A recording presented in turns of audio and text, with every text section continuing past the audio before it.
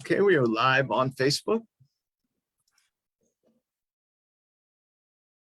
All right. Well, I will call this meeting to order. I am Brian Lubitz, the vice chair, and I'm going to subbing in for our clerk, Cindy Kolkazi. I will start with the roll call. Beth. Here. Scott. Present. Marty. Present. Paul. Here. Abby. Wanda. Here. Jill. You're muted, Jill. Jill's here. Yes, she is there. I see her there. Brian, I am here. Ginny. Here. All right.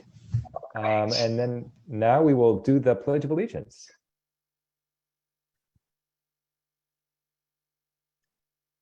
Right.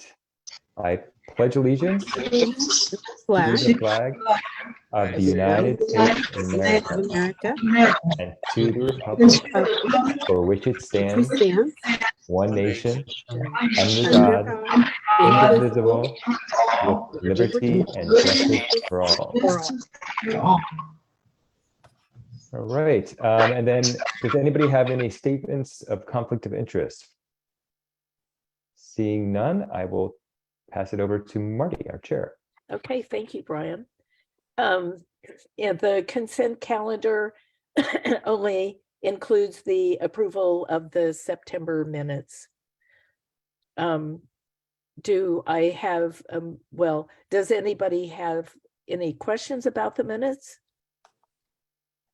So I'd like to have a motion to approve the consent calendar. So move. Scott. I'll second.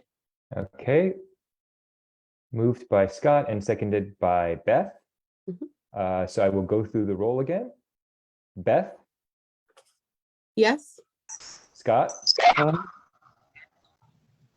Marty. Yes. Paul. Yes. Abby. Oh, Abby's not here. Wanda. Jill. Yes. I am Brian is also yes, and Ginny. Yes. Okay. Thank you. And now there's a section for the chair's reports and any reports from the members. And I wanted to begin by thanking all of you for giving me the opportunity to be your chair this year. As you know, after the election of officers at the beginning of the January meeting, my term as chair will end. I've enjoyed getting to know you better, learning more about the various issues faced by our unincorporated areas on the coast. I've also valued becoming more aware of how the county does business. I thank Supervisor Hopkins for having founded our 2 MACs 4 years ago, because they truly fill a void. Do any other members have reports they'd like to make? Seeing none, I'll go on to public comment. This section is for comment from the public regarding matters of general interest not on the agenda, but related to the Sonoma Coast MAC business. Pursuant to the Brown Act, the Sonoma Coast MAC cannot consider issues or take action on any requests during this comment period. Due to time constraints, comments will be limited at my discretion.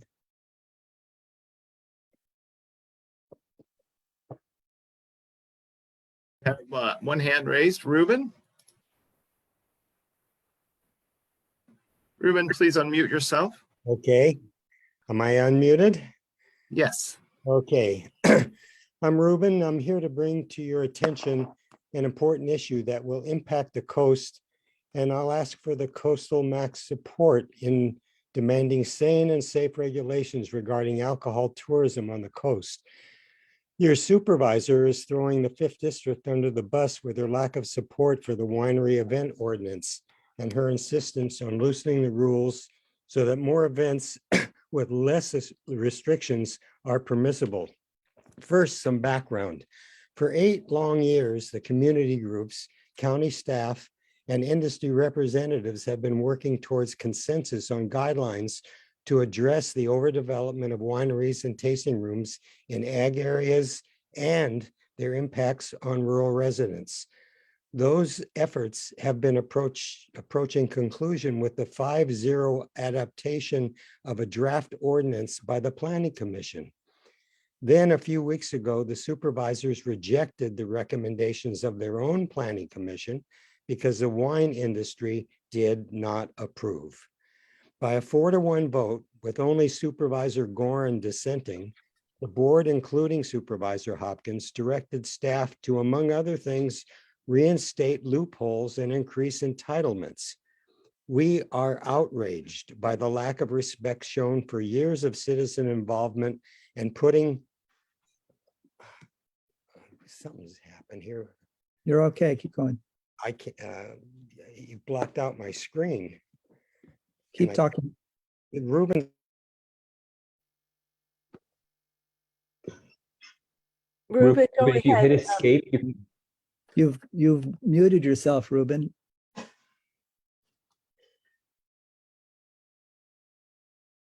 I believe the clock The clock blocked his blocked screen. his screen that he was reading from. So, Mhm. Marty, I think you should get some more time here if we can. Oh, yes. Ruben, are you still there? He needs to Ruben. You're muted again. Here, I'm gonna click this ask to unmute button, and I think you thank have you. to. There take we action. go. There we go. I'm sorry. We are outraged by the lack of respect shown for years of citizen involvement and putting the wine industry's interests ahead of the safety and quality of life of its residents. It is clear that supervisors want an ordinance that benefits only the wine industry and gives them even more leeway to add traffic, noise, road safety issues, and among other impacts to our fragile coastline. And that's why I'm here. Thank you. Thank you. The next person is Janice Watkins. Can you hear me? Yes. Yes. Okay. Janice Watkins, Healdsburg. We'd like to make you as a body aware of a disturbing trend. The Board of Supervisors is rejecting Citizen Committee and Planning Commission recommendations in favor of industry interests.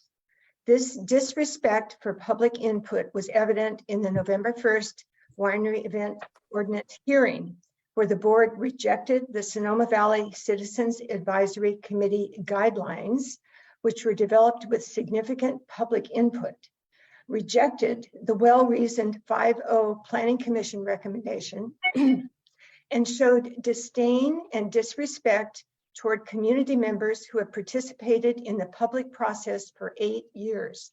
It appears the wine industry is writing its own regulations. This trend is not confined to the wine industry.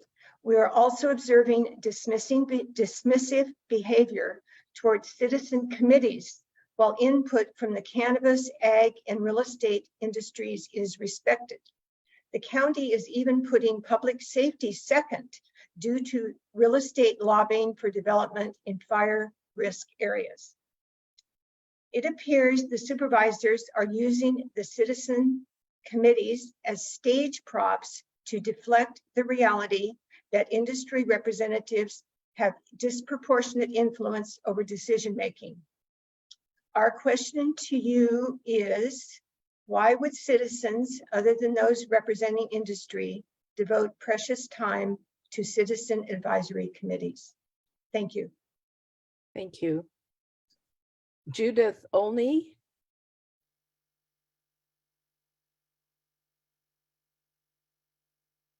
Chair, I believe Terry Shore was next. Oh, okay. Terry Shore.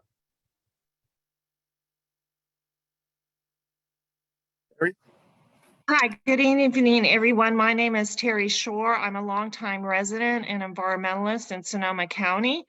And I agree with the previous speakers about the lack of respect of the public process, including the recommendations of the Planning Commission and other advisory bodies for the winery events ordinance, save for Supervisor Gorin, who voted against.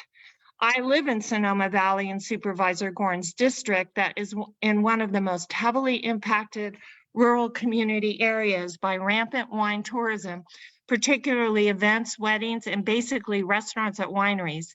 The guidelines developed by stakeholders in the area, including wine industry, were dismissed by the Board of Supervisors. Of course, the winery ordinance isn't the only major land use and policy issue in Sonoma County where the public process and the recommendations of appointed advisory bodies are being ignored by county staff and supervisors. The Sonoma Developmental Center in the heart of Sonoma Valley, 950 acres, 750 acres of open space was promised to the community to have a visionary and community-focused process. Instead, the Planning Commission has ignored, and the county and Permit Sonoma, the very detailed recommendations from the community. Basically, they want to build a new city with 1,000 homes, restaurants, and a hotel in the middle of a rural agricultural valley. So I can't see my time thing. Oh, I can see it now. Okay. I urge the coastal MACs and all the MACs to get together and have a public forum on how the county should be more responsive to the public and their advisories. And I think we need to start thinking about initiatives to go to the ballot for a winery events ordinance and SDC and other issues, since the county is not listening to anyone. Thank you very much. Thank you. I think Judith Olney.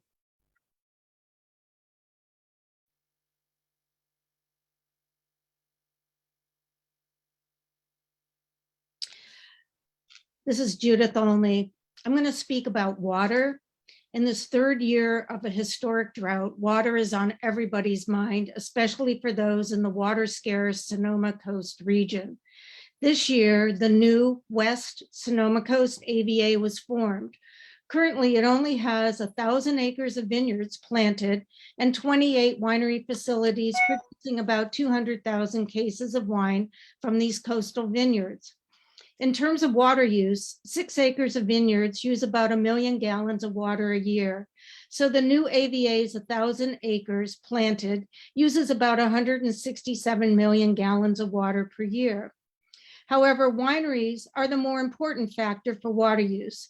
The Water Footprint Network calculates that producing 1 bottle of wine uses about 180 gallons of water. Thus, each case of wine consumes over 2,000 gallons of water. This means that a small 5,000 case winery located at the coast would use about 10,800,000 gallons of water per year. Again, not all 28 facilities producing wines from the West Sonoma Coast AVA are located at the coast itself. However, if only 1/4 of the wine produced from coastal vineyards, or 50,000 cases, were produced at facilities in the coastal area, the wineries would consume another 100 million gallons of water per year. The bottom line is that coastal vineyards and wineries use a lot of water, conservatively about 267 million gallons of water a year. We ask whether the coast has enough water to supply this unregulated wine industry. The winery event ordinance incents development of winery facilities, and these facilities at 267 million gallons would use the equivalent of over 2,000 homes. Thank you.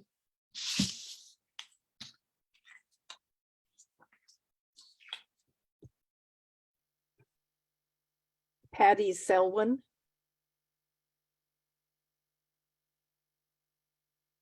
Good evening, this is Patty. As someone who's participated in public meetings and workshops over the last 8 years to provide resident perspectives about the winery event ordinance, I found it beyond discouraging to see the board ignore their own planning commission's 5-0 recommendations on the ordinance. When I was in the consulting business years ago, we used to say, Why have a dog and bark yourself? The supervisors are doing a lot of barking themselves when they dismiss the opinions of experts they've tasked with doing the hard work. Throwing out years of input, hours of effort by county staff and their own planners to once again tip their hats to the wine industry sends a very harsh message to all of us community volunteers who are led to believe that our voices actually matter. Let's talk about safety for a moment. Paving the way for additional events, especially on your coast, means more stress on emergency services, which you know are already stretched. Large events are a strain on fire and sheriff services, particularly as EMTs are frequently needed and 911 calls increase. There's no provision for cost sharing by event sponsors. They will rake in the profits while your volunteer fire departments pay the price. I hope as Coastal MAC members, your concerns and your voices will be heard, and you'll stop hearing only from Permit Sonoma and the staff, and you'll allow other voices into your meeting to have dialogue so that your supervisor will take into consideration the impact that loosening the guidelines and the winery event ordinance is going to have on your communities. Thank you.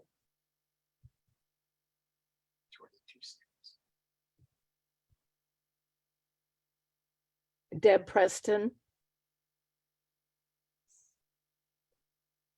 Hi there, this is Deb Preston from Sebastopol. I too attended the hearing on the winery event ordinance in which the supervisors, as you know, rejected not only the work that citizens groups have done for 8 years, but their own planning commission's 5-0 vote. I too was infuriated by several instances in which a majority of supervisors behaved in a condescending manner towards citizens groups and individuals. It appears the MO of our supervisors is to schedule public workshops and create commissions, etc., to make us think they're listening to citizens and that they care what we think. It's apparent after November 1st that they could care less and will flaunt discretion to do the bidding of the wine industry.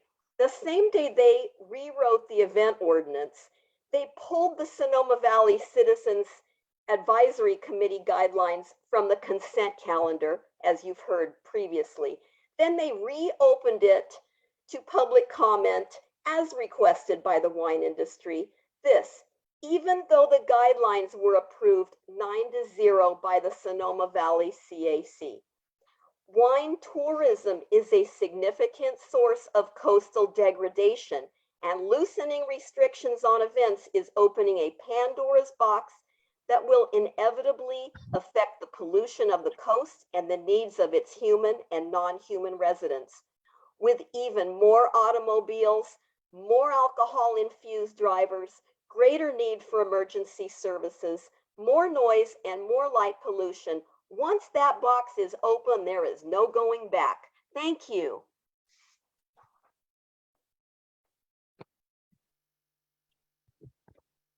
Okay, Brian has notified me that I skipped the correspondence area of the agenda, so I'm going to go back and do that now. As the council members have seen, there is a letter from the MAC to Supervisor Hopkins and Tennis Wick, the Director of Permit Sonoma, in the packet. And I'd like to tell you all the genesis of this memo. On October 4th, which was after our last meeting, Permit Sonoma presented the current version of the local coastal plan to the Board of Supervisors. Although Permit Sonoma included several recommendations for additions or changes to the LCP, these were never voted on the board by the Board of Supervisors, and the meeting ended in some confusion. Both former Chair Scott Farmer and I reached out to Supervisor Hopkins about one of those, the listing of 14 specific properties in the commercial services section of the LCP.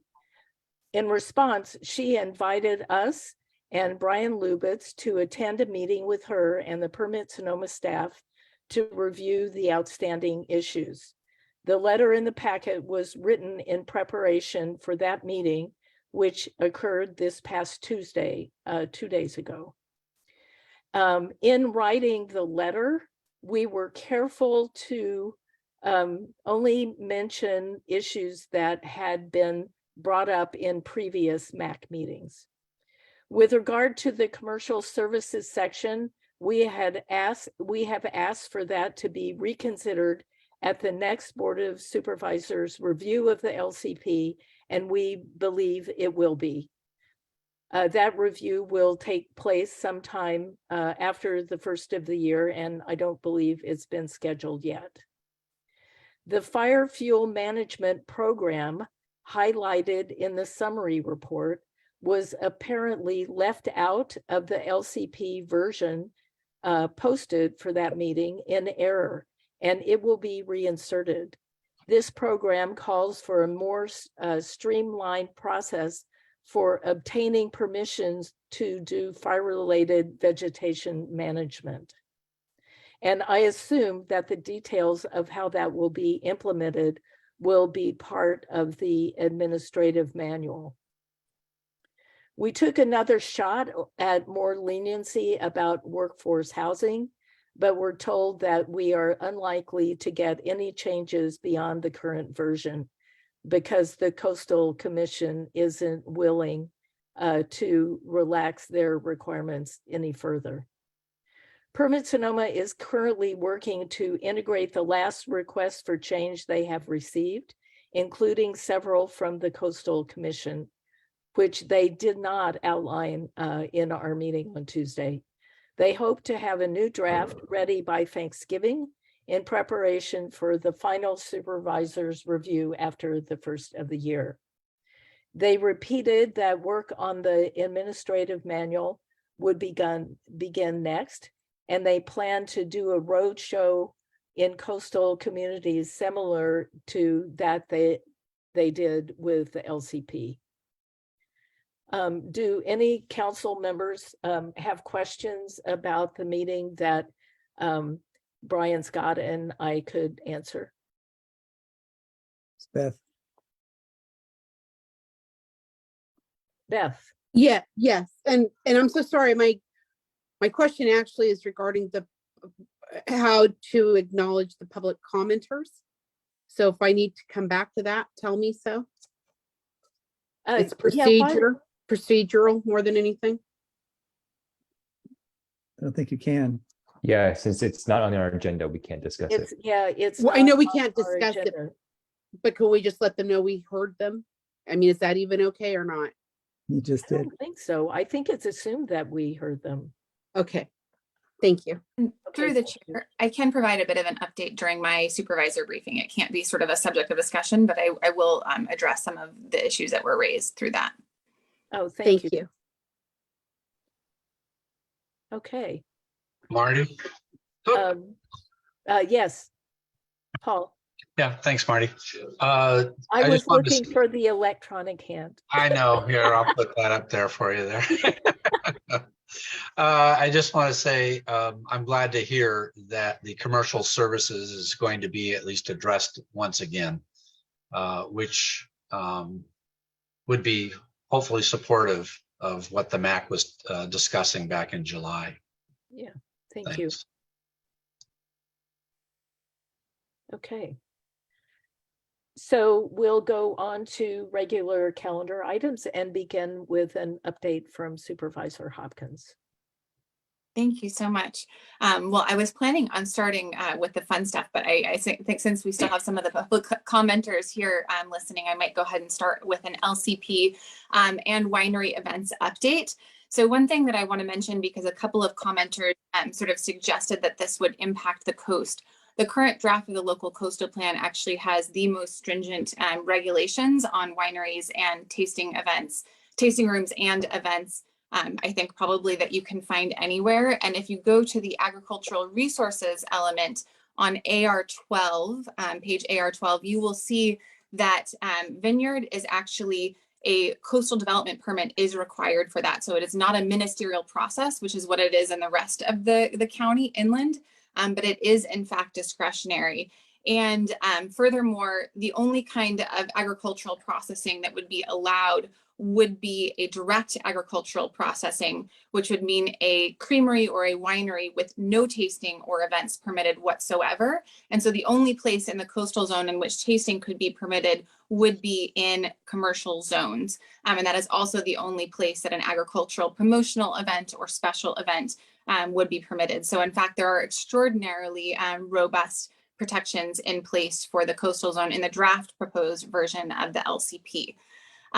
Furthermore, to sort of explain a little bit about what the Board of Supervisors did, the Board of Supervisors on a 4/5 vote did reject the Planning Commission's recommendation, but that does not mean that we are not going to regulate winery events. And I also want to say that, you know, I have the utmost respect for members of the Planning Commission and also our staff at Permit Sonoma, as well as members of the public. But disagreement, in my opinion, doesn't mean disrespect. And I simply could not support a regulation that came forward that was so overly broad that it would actually encapsulate basic agricultural activities. The sort of draft language as interpreted by staff who didn't have an opportunity to really vet it before the Planning Commission rewrote it, overturning their staff recommendations at the Public Planning Commission hearing, essentially defined a winery event as any, actually I should look this up, but it's basically a gathering of people at a specified date and time, which means that if you had a tractor demonstration and you wanted to invite a few friends over to look at a new tractor, rather than driving that tractor from each vineyard to vineyard, you know, to do it all at once, that would actually technically qualify as a winery event. If you wanted to have school children over at Lou Preston's farm, which includes, you know, a tasting room, but also a huge diversified agricultural operation, that would technically qualify as an event. And so what I would like to see is good regulation that is clear and interpretable by staff, and actually has a level of specificity so that, you know, for instance, one of the things that I raised was actually sort of religious and spiritual practices. If you were to gather to sort of practice, whether it was, you know, praying or, you know, I've been actually approached by members of our community who are afraid to perform sort of their traditional religious practices on their own property, partly out of fear of racism, actually. That it would potentially prohibit people from gathering to worship together in a small scale for their own private reasons. So I'm looking for something that is a little bit more nuanced, and I look forward to continuing this process on winery event regulation. It is not by any means done. We are just continuing the conversation at the Board of Supervisors. So that's winery events.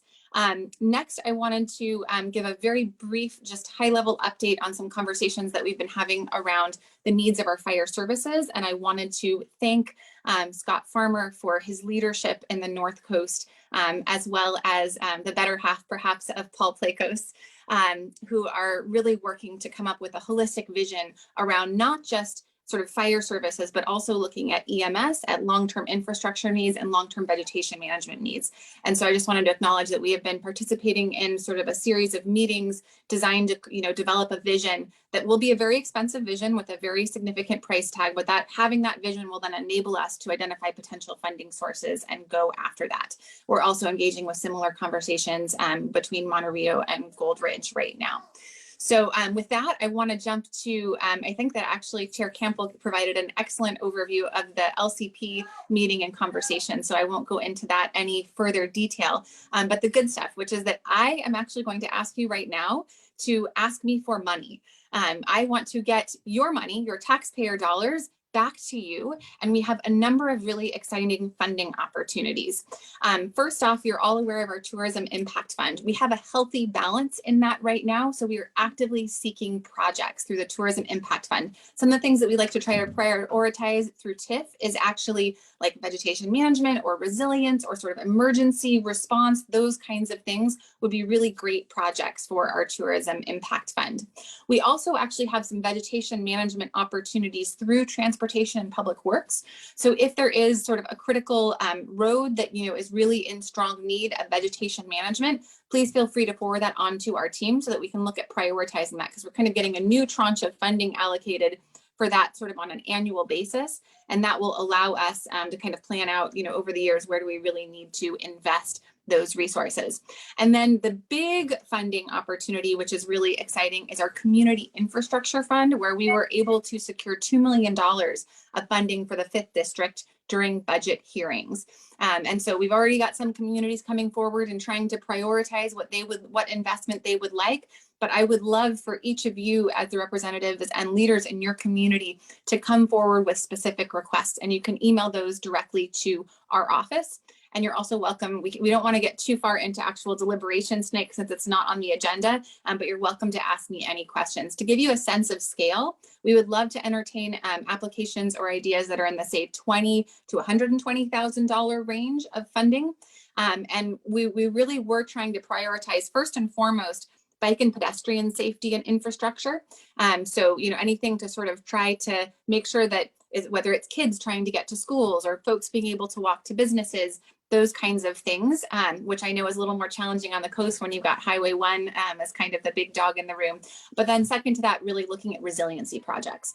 So, so please do reach out to us with ideas so that we can follow up, or you can actually just go ahead and submit the application for the Tourism Impact Fund. And the Tourism Impact Fund dollar amounts, they could range from 5 to 20, maybe on up to 50,000 for a larger project, but that's kind of a little bit of the range of funding that we're looking at. So if anyone has any questions on local coastal plan, winery events, or the funding opportunities, please let me know. We're happy to answer and really want to work with you all to try to bring a direct, tangible benefit to your community that we can, really people can say, oh, okay, that's something that we got that we've been wanting for a long time. We would love to make that little wish list, Santa's list, come true.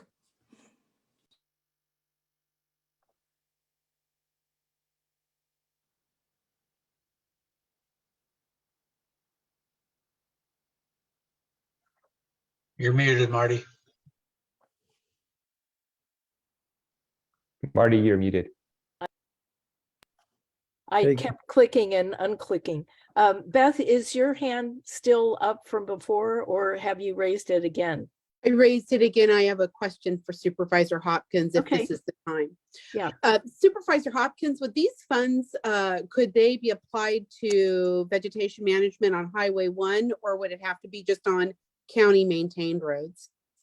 That's a great question. And I think that would be something where we might need to, this is sort of some of my least favorite words that I have, work with Caltrans. But I mean, I would love to, if there's a way to work with Caltrans to get that done. We do have those CEQA exemptions within the road right of way. And if they're willing to give us an easement to be able to get that work done, totally open to that, but we'll have to do some digging. Thank you. If there's two areas where constituents have been reaching out to me, so this is perfect. Thank you so much. I will address that with District 5 staff. Awesome. Thank you. Do any other council members have questions for Supervisor Hopkins? Okay. Going on to the main event for the day. Would Paul or Brian like to introduce the water panel? Water managers from the various communities are here. And if you'll introduce that, it would be great. Sure, I'll go ahead and get that started. So we have from 4 different agencies along the coast, we have several people who are here. So I want to thank them all. Janet Ames from the Bodega Bay Public Utility District is joining us. John Gray from the Timber Cove Water District. Brian Murphy from the Sea Ranch Water Company.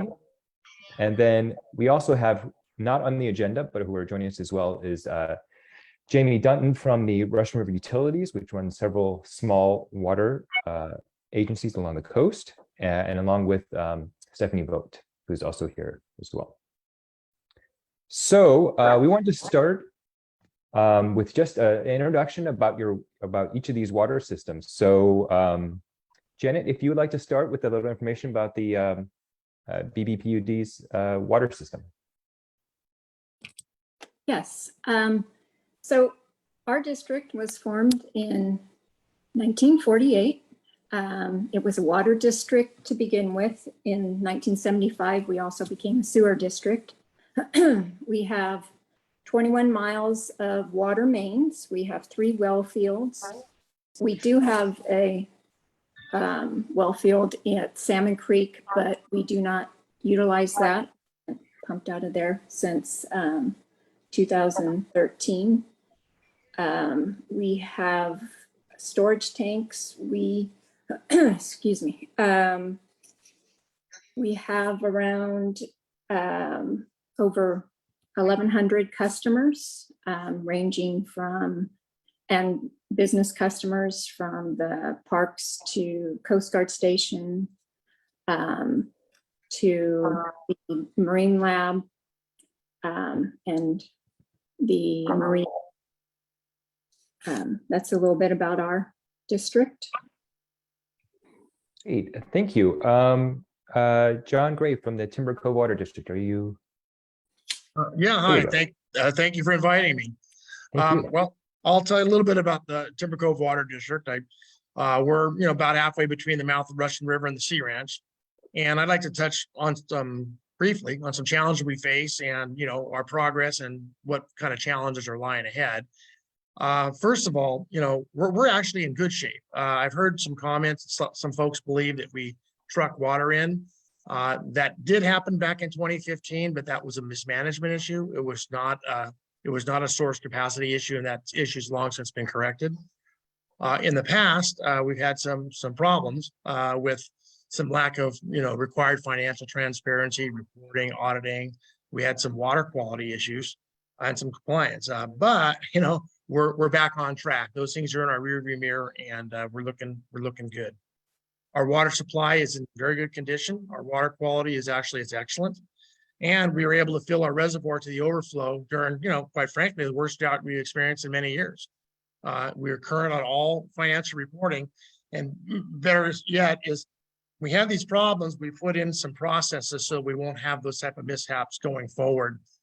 We have a great team, an administrator and operators who've kept us up with water quality, quantity, and ensured all compliance is in place.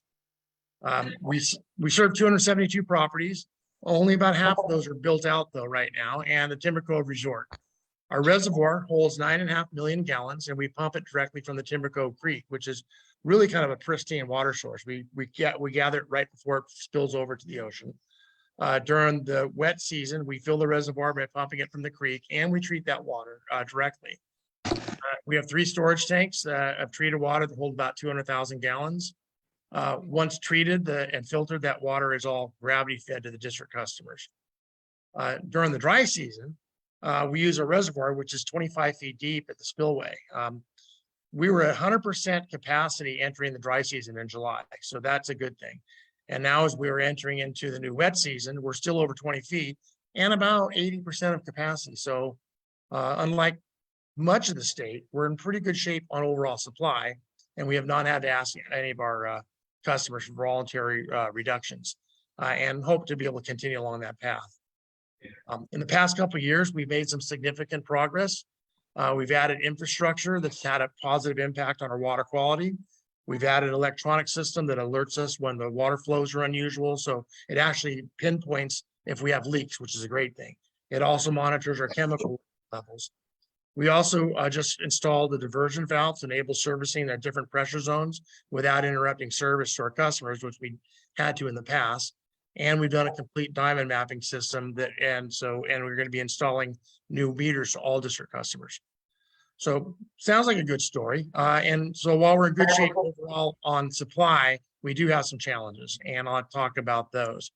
Our infrastructure is aging. It is subject to leaks, and that could imperil our water supply if we don't address it. So it needs addressing, but I am pleased to report that we actually did form a capital improvement committee in 2021. They worked for about a year and did a lot of research and presented a solid strategic plan to move us forward, starting with a full system evaluation to determine our most pressing needs that we complete with our limited financial resources. We're also in the process of negotiating with engineers and engineering firms to complete an evaluation.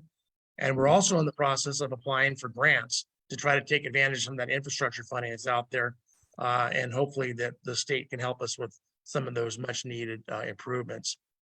In addition, we've got a lot of things going on. We currently have a reserve study, rate study underway by a competent firm, reserve study firm, to help us better understand our financial ability to proceed. And one real bit of exciting news is one of our directors, Spencer Lip, and his wife, Renee, who actually were headed up that infrastructure committee, have been actively exploring adding some new infrastructure, which includes a solar array above our reservoir to try to create a microgrid of green energy to better serve the community. You know, and what's really great about that one, and I'm hoping that we can move forward with that, is that could have dual benefits, because shading that reservoir could also reduce evaporation while producing green electricity and help cut down on algae growth. So, I mean, there's some naysayers out there, but I feel pretty good about the direction that we're moving. We're working hard to try to meet the challenges, and feel we're headed in the right direction. So, questions for me? Great. We're gonna come back around. So let me ask Brian Murphy from the Sea Ranch Water Company a little bit about your system. Well, thank you for having me. First off, I appreciate it. Sea Ranch, you know, we're the northern 10 miles of coastline on the Sonoma coast. So we're kind of that last boundary before you cross the border to Mendocino. Much like Timber Cove, we're in good shape. I have a 300-acre-foot reservoir, 98 million gallons. That's about 2/3 full still. Last year was the anomaly. It was both the worst year and the best year we've had, all at the same time. The beginning of the year was very bad. We had very little rain through the winter season. We fill our reservoir from our wells during the winter season when the river flow is up. And we ended up with a 15-day window from the time we shut off the wells to the time we had to start up our water treatment plant for the reservoir, which is by probably 6 to 10 weeks, the shortest time frame we've had. However, at the end of the year, we had so much rain, we had our reservoir refilled before Christmas. So it was the oddest year, being, like I said, the worst at the beginning and the best at the end. Overall, the Sea Ranch sits pretty good. We do have that 98 million gallons for the summer. In a severe situation with mandatory conservation, we could make that last 2 years without a drop of rain. So we sit in a pretty good place. Infrastructure wise, we also have an aging water system. We're looking at asbestos concrete pipe that's approaching 60+ years old, which we deal with on a daily. We have plans to improve that infrastructure in the near future, but overall, we're sitting in a pretty good spot as far as water goes. We did provide water to Kashaya Reservation last year. Their water source, like I said, we were really short on filling our reservoir. They were short on being able to provide potable drinking water. Fortunately for us and them, the Division of Water Rights enacted some legislation a few years ago that made it very easy for us to be able to transfer them water. And we were happy to do that, to provide that for them. I have 2 water rights coming due for perfection in the near future. And one of the cases that I am making for keeping the entire volume of that water right is the fact that we have so many rural communities out here that may need help. And we have the ability to help them as long as they don't strip away our water right. So we're actively working on trying to, bolster what we have on the coastal area for water supply and be able to supply our neighbors in a time of need. Great, thank you. So the last organization we have here is Russian River Utilities. We have 2 members from them, Jamie Dunnan and Stephanie Bowitt. So you guys are a little different because you have more than one water agency. So tell us a little bit about what you guys have. I mean, I know you have more than just on the coast, but tell us about it. Hi, good evening. Jamie Dutton, owner and operator with Mrs. Vogt of the Sereno Del Mar Water Company. We are also the contract operators for 23 separate water systems, including public and private mutual water companies, basically from Cloverdale to Salmon Creek, including Freestone, Occidental, Camp Meeker. I won't name them all, Fitch, Mountain, etc. So we operate 4 water systems for the county of Sonoma and have for nearly over 25 years, nearly 30 years for the county of Sonoma. I know we're talking coastal here. Specifically, Sereno Del Mar has a codependent symbiotic relationship with Carmet by the Sea Water Company adjacent to them, just to the south of Sereno Del Mar. Both of those water systems have been historically, I don't have 98 million gallons of water in storage or 9 million or any water in storage.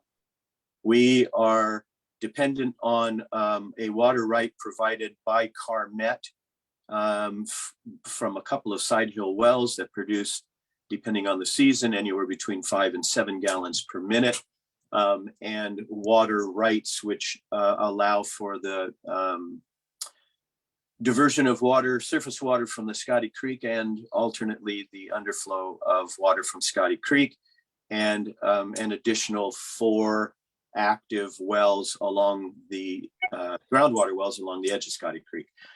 We currently run all of the water through a Paul microfiltration surface water treatment plant that is then pumped, boosted up the hill to just over 200,000 gallons of storage, and like my brethren, gravity fed into the systems.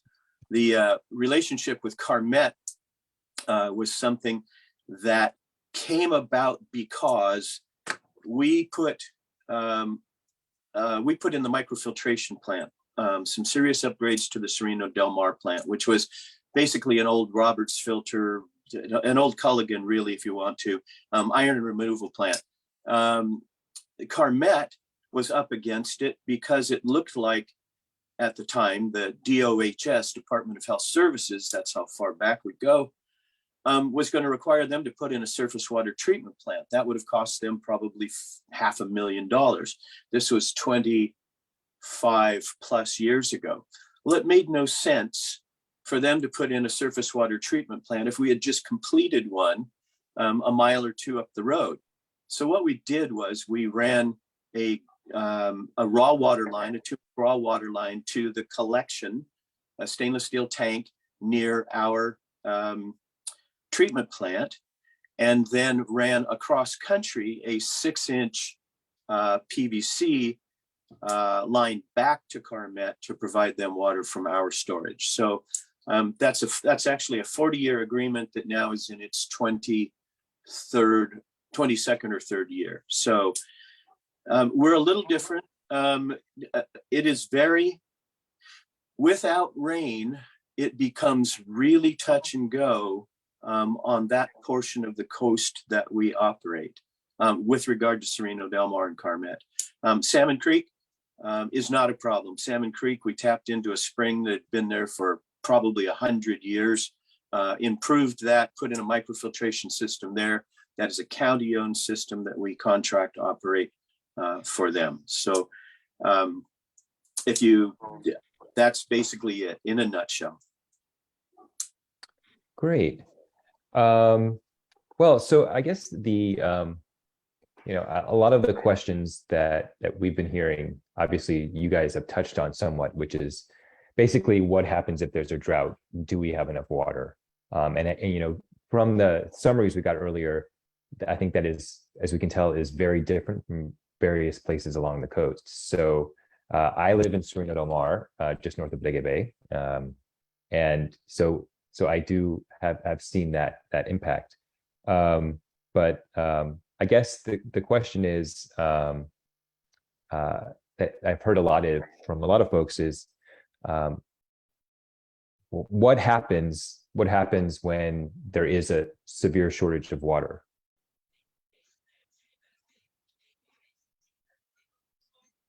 Well, I'm assuming that you're directing that at me as anybody. Yeah. Well, what happens when there's a severe shortage of water? We rely on our limited groundwater sources and surface water sources for treated and stored potable water.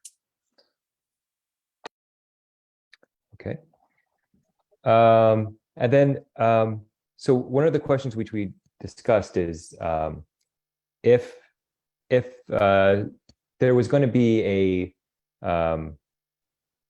large grant, if you had sort of a dream infrastructure development that you could do, what would you guys do to improve your program? So I saw a hand over there. So why don't you go ahead? Okay, well, obviously, you know, our first priority at Timber Cove is improving the old aging pipes, you know, and get that new infrastructure.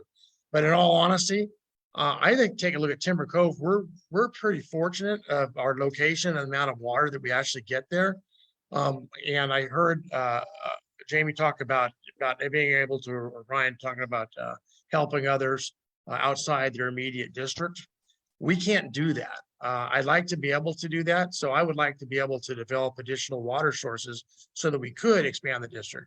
See, since our only source of water currently is the Timber Cove Creek, we do have a couple of wells that are not functioning right now. So there's water rights. So we cannot sell any water outside our immediate district. Yet I see hundreds of thousands of gallons of water washing down the hill just right behind my house every time it rains. I took a film of it 10 days after the last rain, and it was still running. The culvert or the in front of my house, 18 inches deep. So, I mean, there's water out there. We just need to figure out how to capture more of it. So, what I'd like to see happen for Timber Cove is develop that additional source to capture some of that runoff, so that we can share it, we can expand, and we're a small district right now. But if we could expand, we can take more advantage of, you know, economies of scale, which we really can't do now.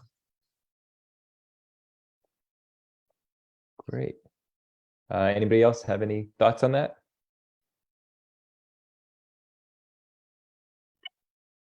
All right. So what I'll do is I will open it up to questions from both the MAC and from the public as well. Scott. Yeah. John, as you know, our fire department is not your customer, correct? Correct. And as we look at our fire department location, water and perk are two major issues facing of moving into the future. So if you were able to expand, you could supply the fire department, and they correct? That's what I'm hoping for. That's what I'd like to see happen. You know, Yeah, so there's a good reason to do so. I just wanted to throw that in there. Thank you.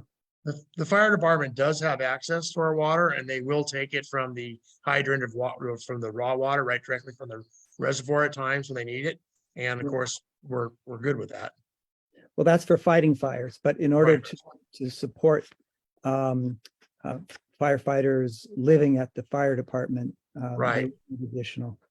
We would need to have additional sources of water, because right now the water rights we can't sell outside our immediate district. Hey, John. Yes. Just so you know, we went through this last year with Kashaya.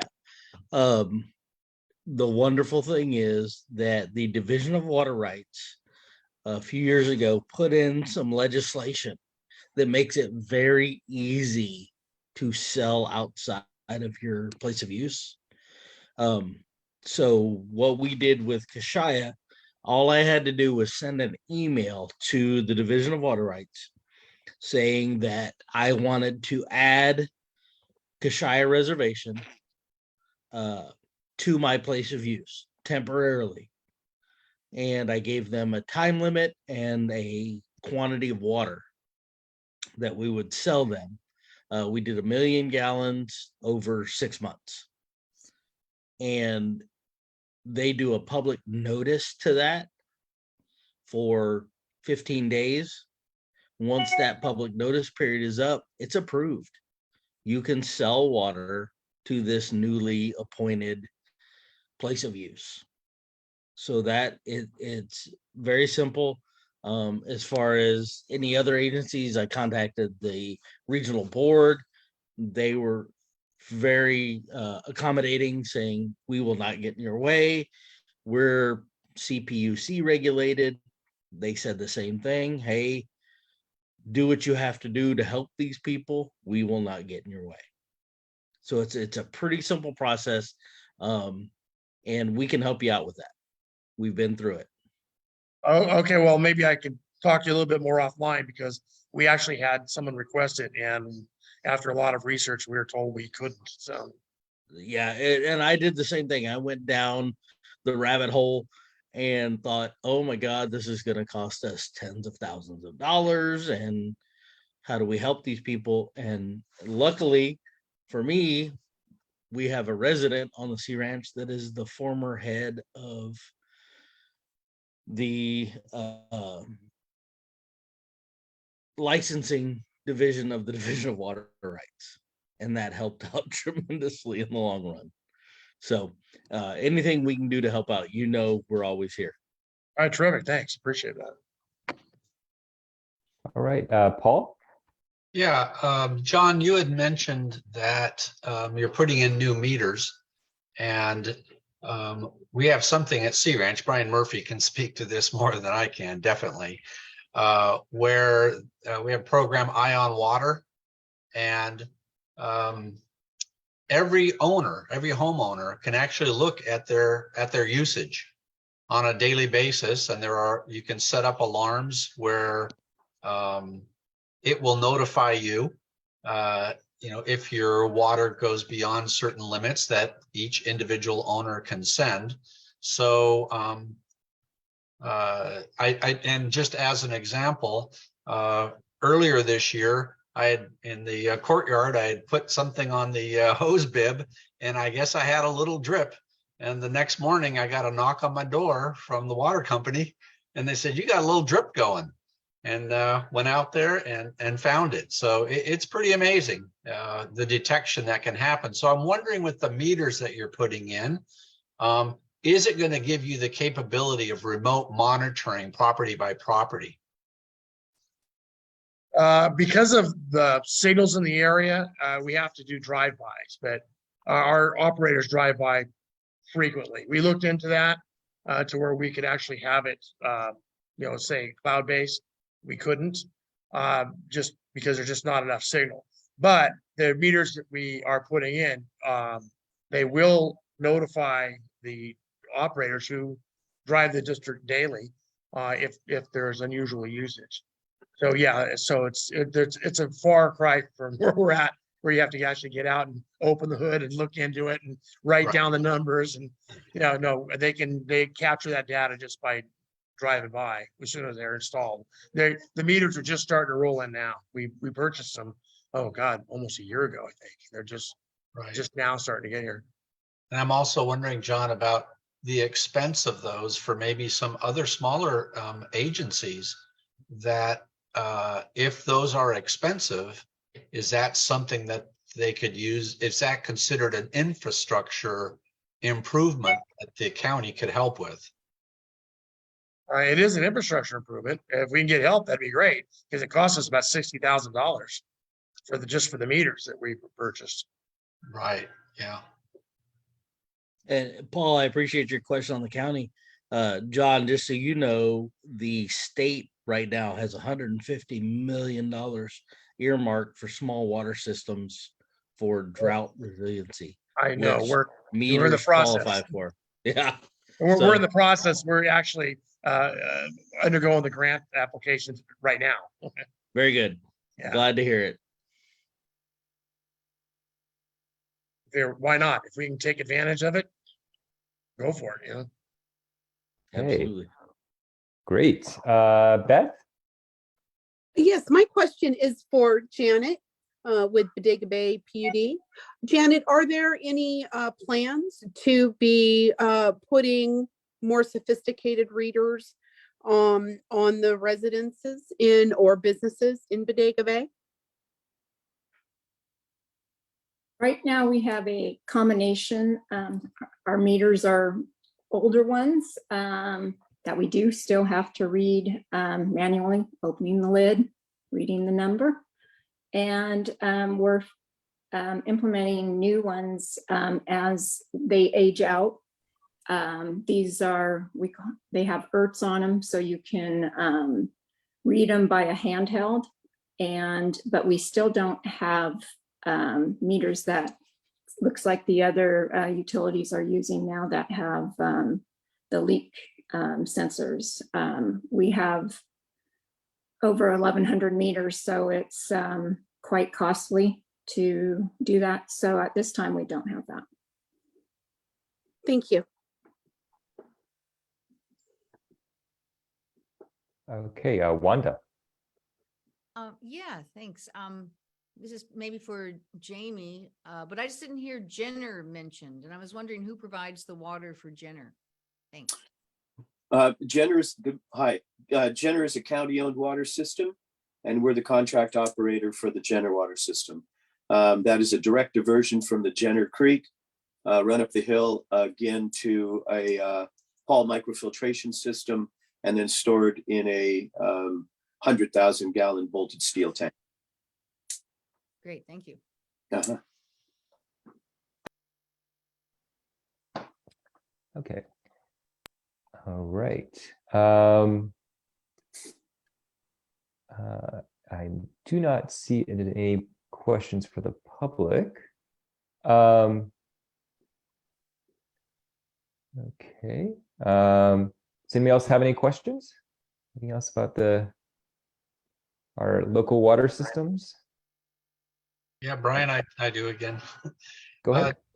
Last year, John, Spencer joined us on the MAC, and he did a presentation on that solar system that floats on top there. Is pretty interesting.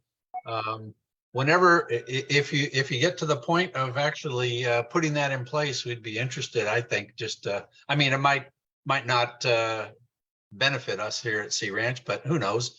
It'd be really interesting to have a tour of it and see what it does. Well, I know that Spencer and Renee have been in contact with Sonoma Clean Power. And I think if we can work that out, it's a win-win for everybody.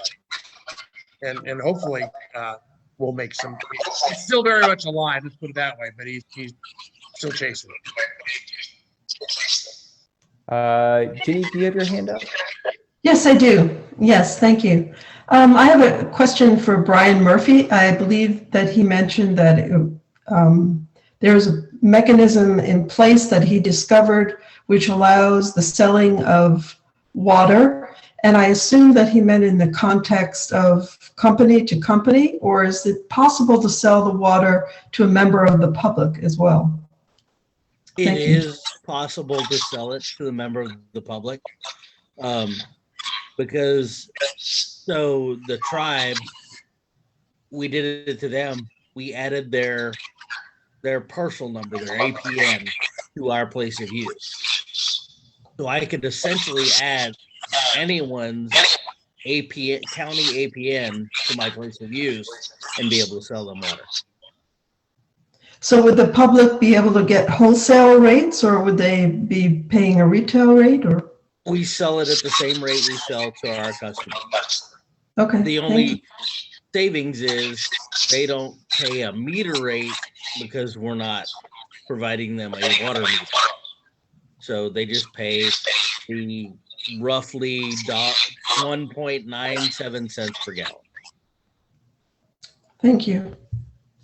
All right. Well, I actually have another question, if anybody, which is, how have you guys worked to? I see what in the Sea Ranch that they have the automatic leak detections.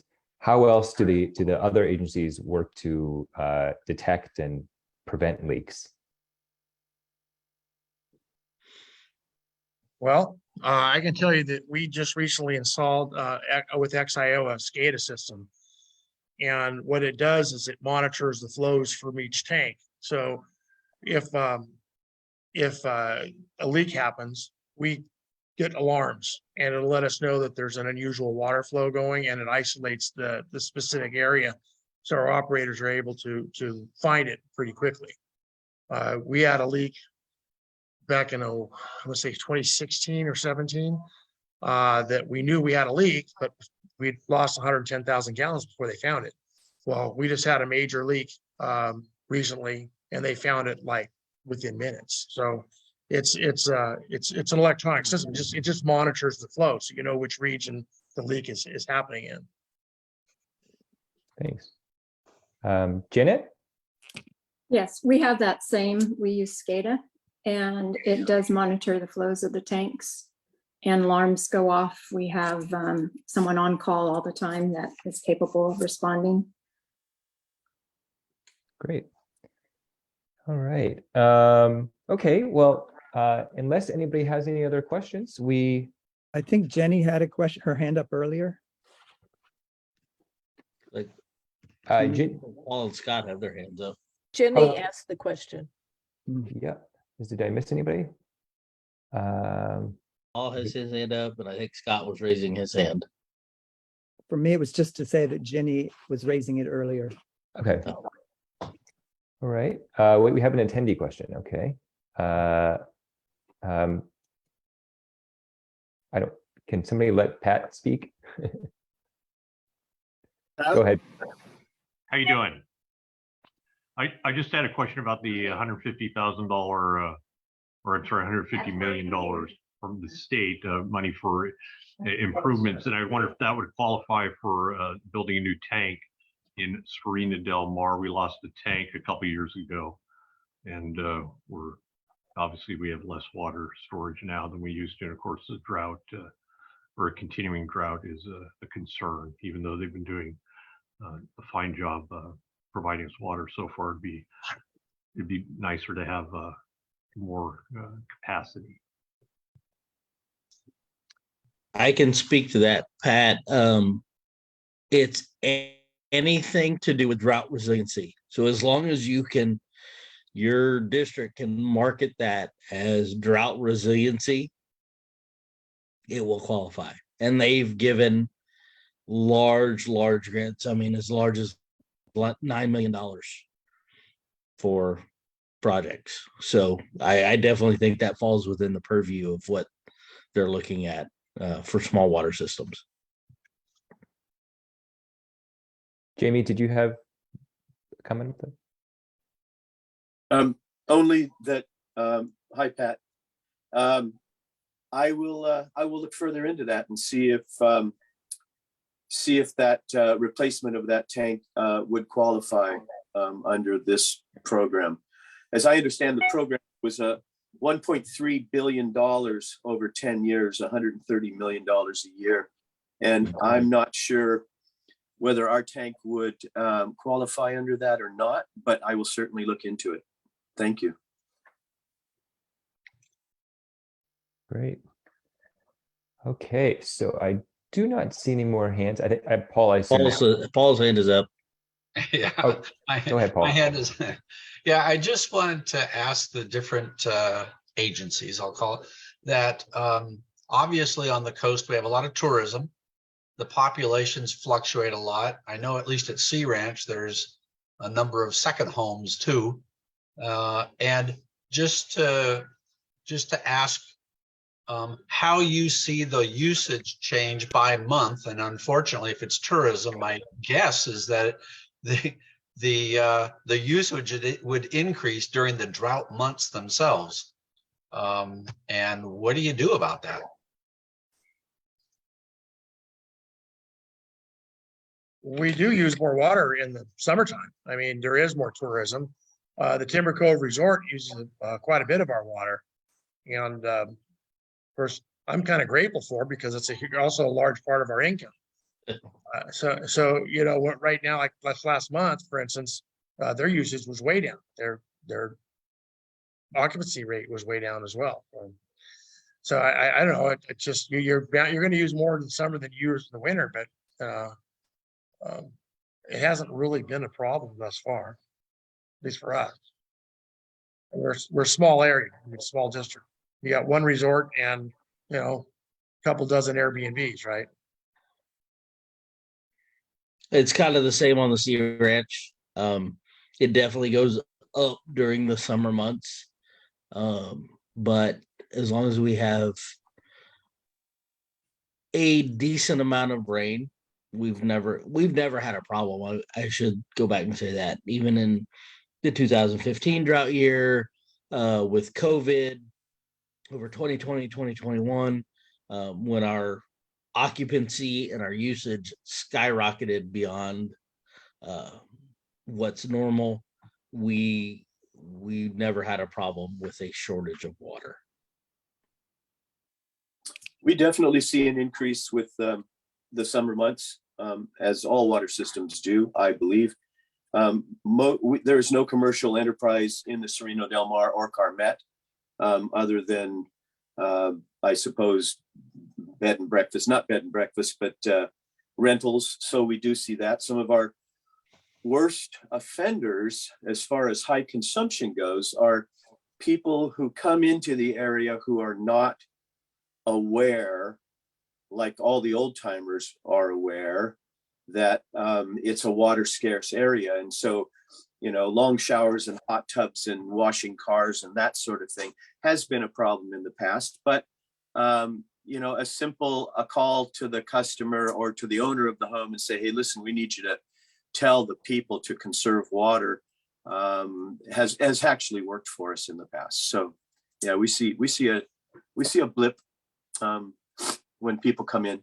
So that's not a requirement, Jamie, that, well, everybody actually, that short-term rentals must advise their tenants that they, you know, we're in an area that is, you know, water can be difficult during the summer months and so forth. There's no requirement to do that? No, as part of our conservation program, you know, it's voluntary outreach to the customers, to all of our customers. Pat's seen little notices in his bill that please conserve. You know, it's a water shortage, water scarce area, and water's precious, et cetera, et cetera. So again, we don't have 1 million gallons in storage, let alone 98 million or 9 million or whatever it was. I mean, I start doing my rain dance around the middle of May, hoping for something like a half an inch of rain, and then another half of inch of rain sometime around the 1st of June. And then, you know, God help us, if we could get a whole inch of rain, then I know I'm good for the rest of the season. If I don't get that, I mean, it's that critical over here at Sereno Del Mar Carmet, that if I don't get that inch and a half of rain between May and June, it can be a very difficult time. I end up turning on wells that normally we wouldn't use because of high iron and manganese content. We did an upgrade and an improvement to our pre-treatment, if you will, an iron and manganese removal system, so that I could turn on a couple of those additional wells and not end up with red water calls, brown water from iron and manganese. So it's over in Carmet and Sereno Del Mar. It can be touch and go. Like I say, if I get an inch and a half, or gods are smiling on us if we got 2 inches of rain sometime around May or June, then that'll really bail us out. Thank you. Thank you. All right. So, well, in Bodega Bay, we've seen an uptick of tourists also, like most coastal areas. But we are doing really well with our wells. Actually, over the past 10 years, we're actually using less than what we did 10 years ago. But our wells are doing good, and we seem to be in good shape.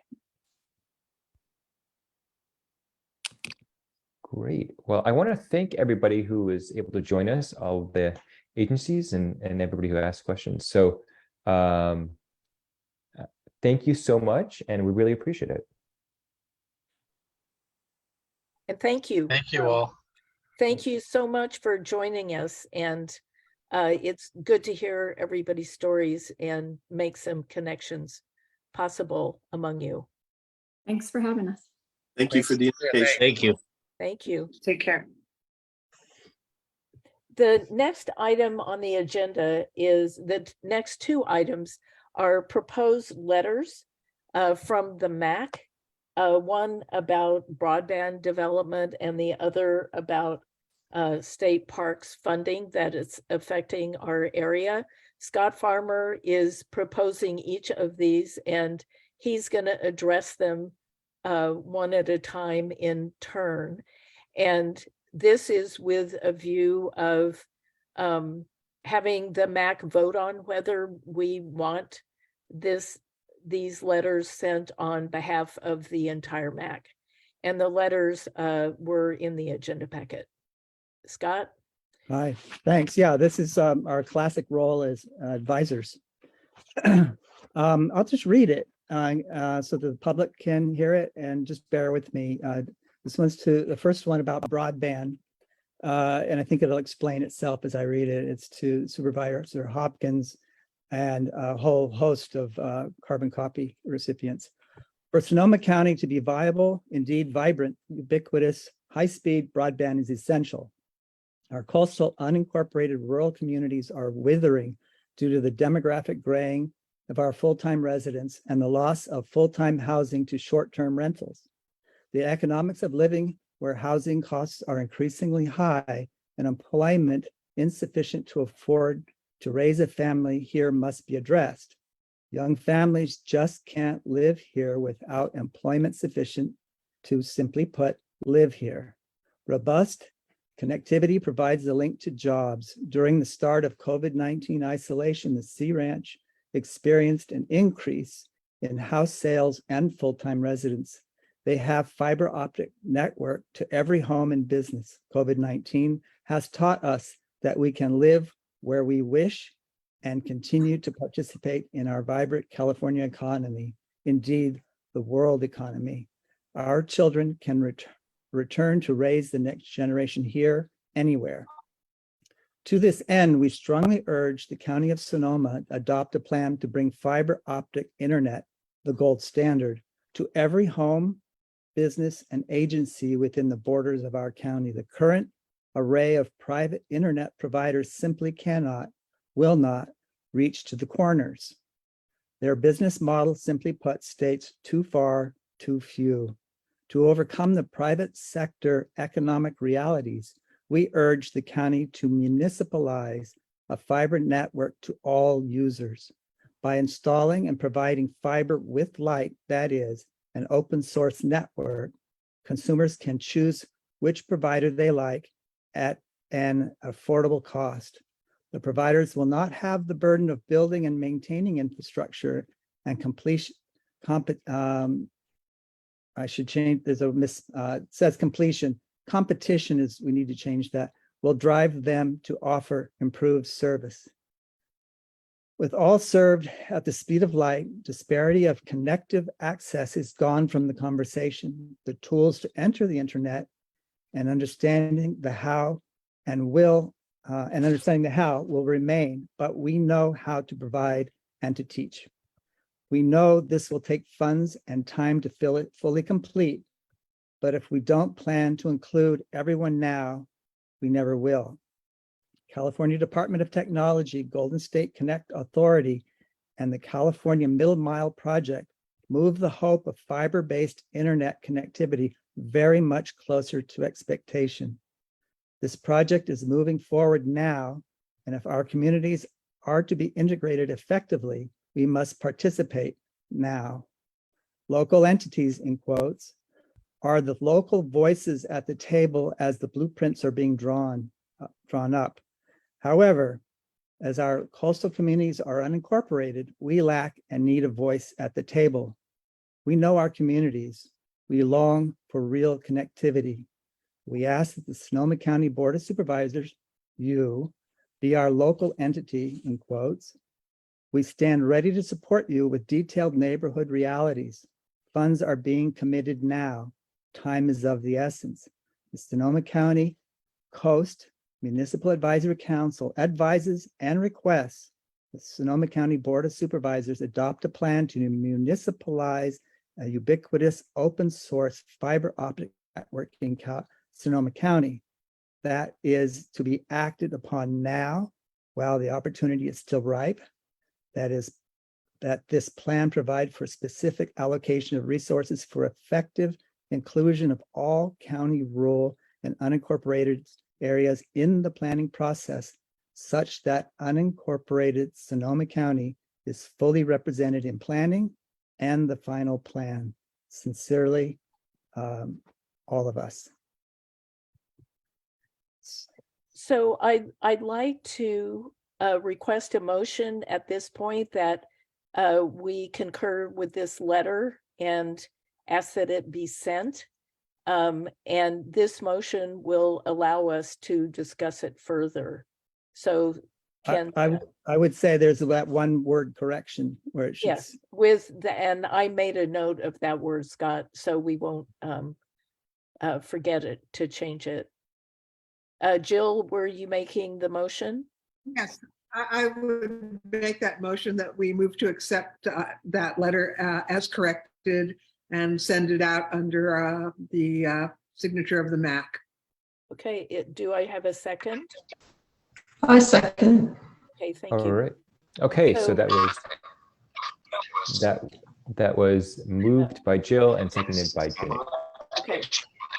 And we'll take comments from the council members first. And somebody will, if you're not speaking, would you mute your microphone so we can lose the background noise? Thank you. Beth. So I really like the concept behind the letter. I'm a little concerned though, and I'm not a very technical person. You all know that by now, but the high speed, the optic lines, the fiber optics, aren't those already becoming outdated? Isn't there newer technology that we should be chasing in this? If I could comment, fiber optics is the speed of light. That's really the gold standard. I'm not sure which technology you're thinking of. There are technologies that are not as fast, which are improving from what they were, but I think fiber is the goal. Okay, so I know that in my rural setting, I've got a repeater that bounces off another repeater. It's all line of sight. And then I've got in my residential setting, Comcast is fiber optics. But it's my understanding that we're going to have a lot more satellite technology heading our way very quickly. Now, maybe there's a combo platter on this. You know, I'm not technically that educated. So maybe we need some fiber optic and then can integrate satellite. I don't know. But, you know, this is just my question. I'm not saying we shouldn't be endorsing this. I think it's a great letter. I'm just wanting to make sure that we're not asking monies to be spent that in a year won't be technically viable. If I could just comment on that, I think it's important to ask and insist that everybody be included in this. If you create winners and losers, then we're not reaching the as the best that we can for our county and our economy, and it enables remote communities to be vibrant once again. In terms of the technology, I think the fiber optics is going to give you and the other technologies you mentioned are vastly slower than fiber optics by a lot. Okay, thank you. Thank you for that explanation. Lynda has her hands up, so I think she has something important to share. Lynda. Thank you so much. And hopefully you can hear me. I apologize. I'm in the car now on the way to an in-person town hall meeting. But I did want to share that if you do choose to send this letter, I have a few other names that would be wonderful to include. Currently, Ethan Brown, sort of over at the Economic Development Board, is in charge of moving this forward before the Board of Supervisors. And unfortunately, it was supposed to come before the board in December and was delayed. I reached out and expressed my frustrations and then connected with Jennifer LaRocque at the County Administrator's Office. So I think that including both Jennifer as well as Ethan in this letter would be absolutely critical. I also wanted to share that I had a wonderful meeting that Brian Hughes, who is working on the Wi-Fi project, connected me to a gentleman in Vermont who actually spearheads their broadband initiative, connecting previously unconnected rural communities in Vermont. And so he shared a number of strategies and techniques that I am in turn going to be sharing with the CAO's office and with the Economic Development Board. It is absolutely critical that we don't let this windfall at the federal government slip through our hands. So we need to be ready for it. Really appreciate you all considering this letter and hope that you might consider also making sure that the EDB and the CAO's office are part of the recipient list. If I could say, Lynda, they are already in the carbon copy list. Each of the supervisors, Ethan Brown, Lauren Cartwright, Jennifer LaRocque, Bradley Johnson, and of course, Leo. Perfect. Great. Thank you. I'm in my car, so I can't see it. So I appreciate that. Thank you.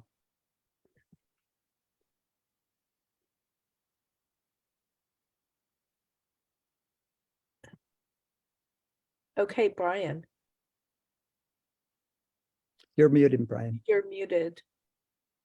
I was actually more just going to respond to Beth's question, which was, I think Scott basically answered, but that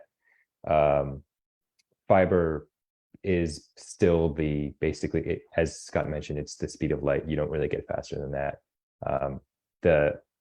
The satellite technologies are a good backup, but for those I know a friend of mine has Starlink, and it has its advantages in that you can do it literally anywhere, but unfortunately it also has problems with like trees and clouds.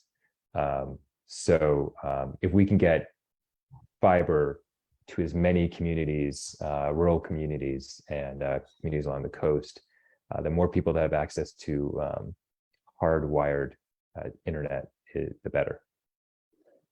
Thank you. If I could add, what's making this all possible is the state is investing in what's called the middle mile. They're putting fiber optics throughout the state in the interstate system, not every highway, but Highway 1 is included. And that gives local communities a place to tap into to create capillary internet. And that's why this is important now, that we become part of that blueprint and tap into the money that's available. Very good. Thank you very much for the explanations. So there's a motion. I'd like to comment. I'm going to call on myself. Okay. I'd like to add that the significance of Scott's letter is it applies to every part of the unincorporated areas and doesn't limit the extension of broadband to unincorporated people who are actually living in a town. For example, in the Annapolis area, there isn't really any commercial center of Annapolis, but there's a fiber optic backbone that currently goes down Annapolis Road that's owned by AT&T.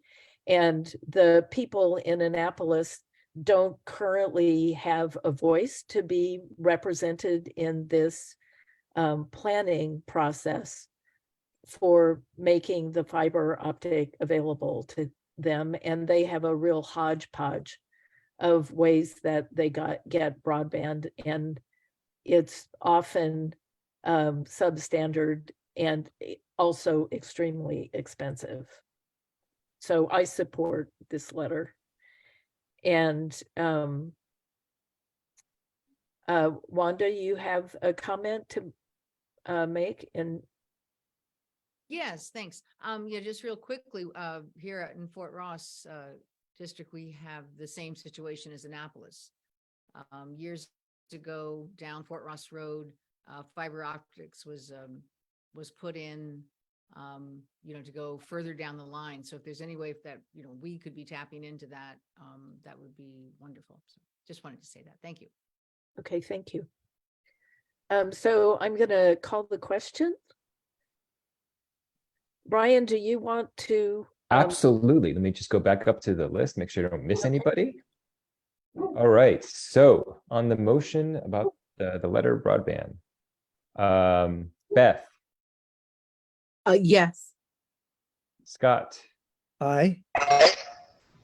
Marty, Aye. Paul, Yes. Wanda, Yes. Jill, Yes. Brian is yes. Ginny,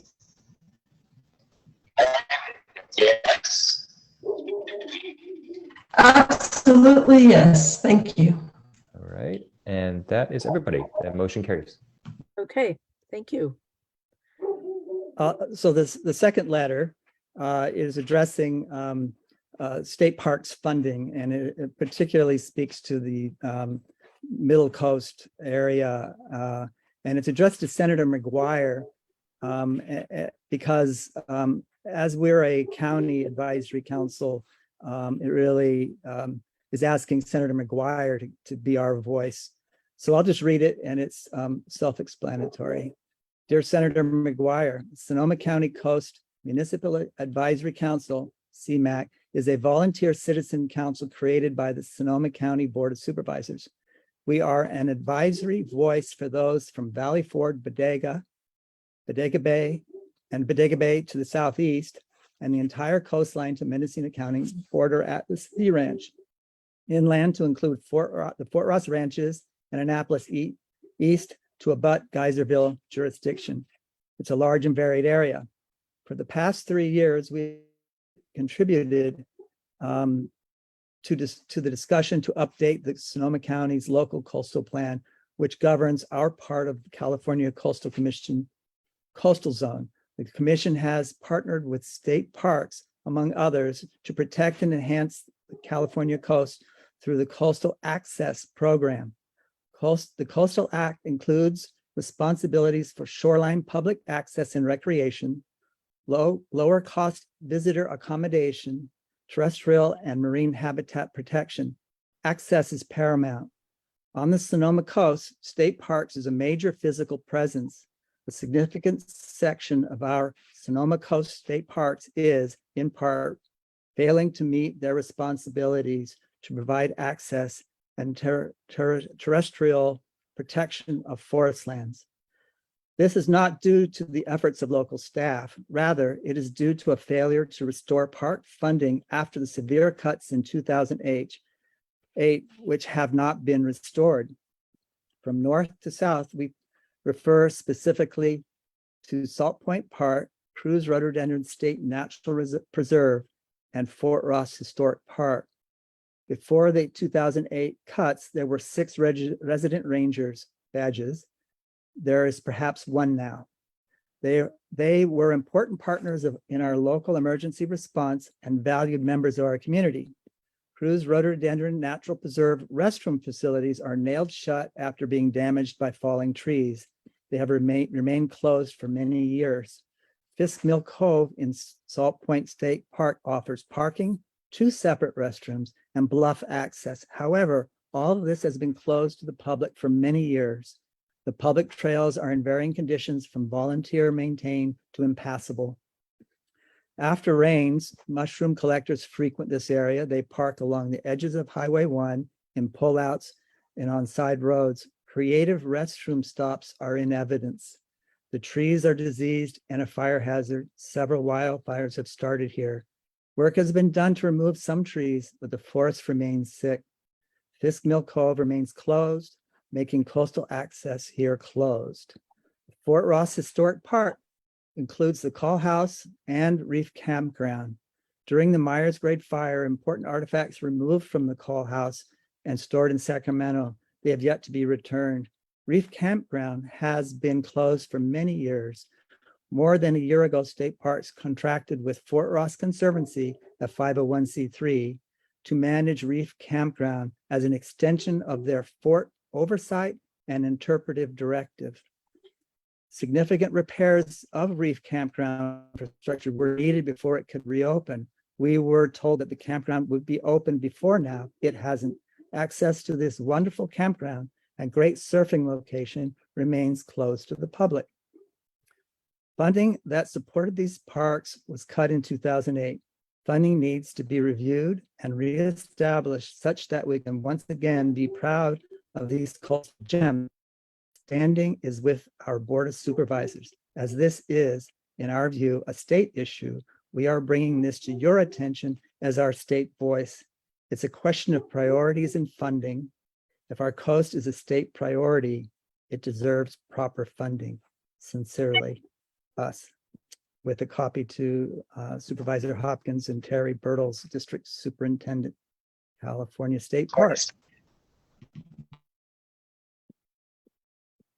Okay, so do I have a motion to accept this letter and send it so that we can discuss it? Jenny and Brian. Yes, I make. Okay, and I'm happy to second it as well. Okay, great. Okay. I would like to suggest a change, however. Namely that we should include, this should be addressed to both Senator McGuire and Assemblymember Wood. Okay. And one thing I wanted to add is that they have been doing fuels management, particularly more lately, and I wanted to to give them credit for that. But still, the fact that the forest is very sick needs to be stated. So Scott, you wrote this letter. Do you agree to address it to Assembly Member Wood as well? I do. Okay. And if you want to revise it before we vote on it, you're going to have to do that in the next 2 minutes. Just stating that isn't enough. Well, I want the council members to know what they're voting on. I mean, I don't think sending. I don't think we need to change anything in the letter besides just the opening Dear Senator McGuire, because I think everything else applies to both our representatives. Yeah, I agree with that. Okay, me too. Okay.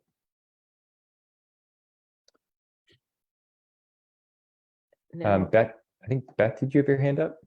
Yeah, it was addressed. I put my hand down. We're good. Okay. okay. All right. So do we want to move to the vote? Yeah. All right. Okay. We'll go through the roll again. Beth. I have to abstain. I have a relative that works in the park system. Okay. Scott. Aye. Marty. Aye. Paul. Aye. Wanda. Aye. Jill. Aye. Brian. Aye. Ginny. Aye. Okay. Okay. Great. Aye. Well, thank you. And Scott and I will make these corrections and get the letters sent. The next item is council member and staff reports. Elise, do you have a separate staff report? or just the selection item?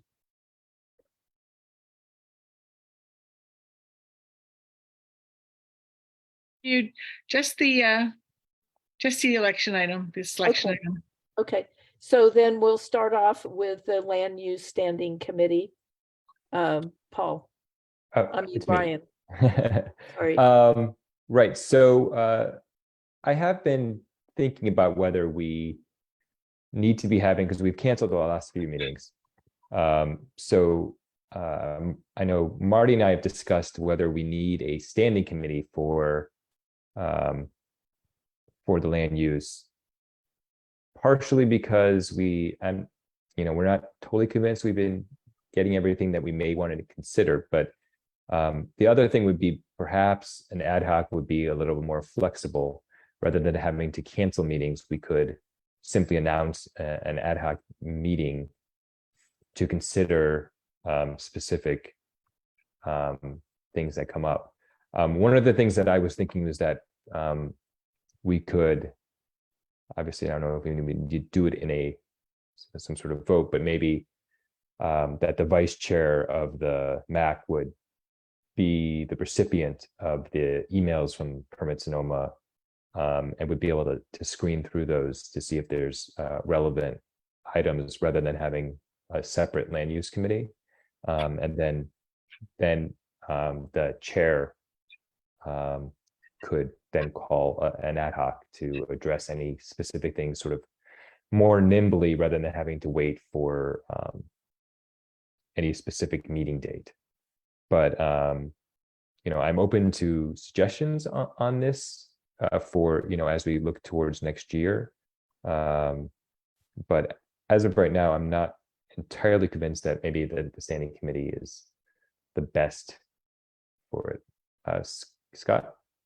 When we started the standing committee, it was because an ad hoc couldn't go beyond a year.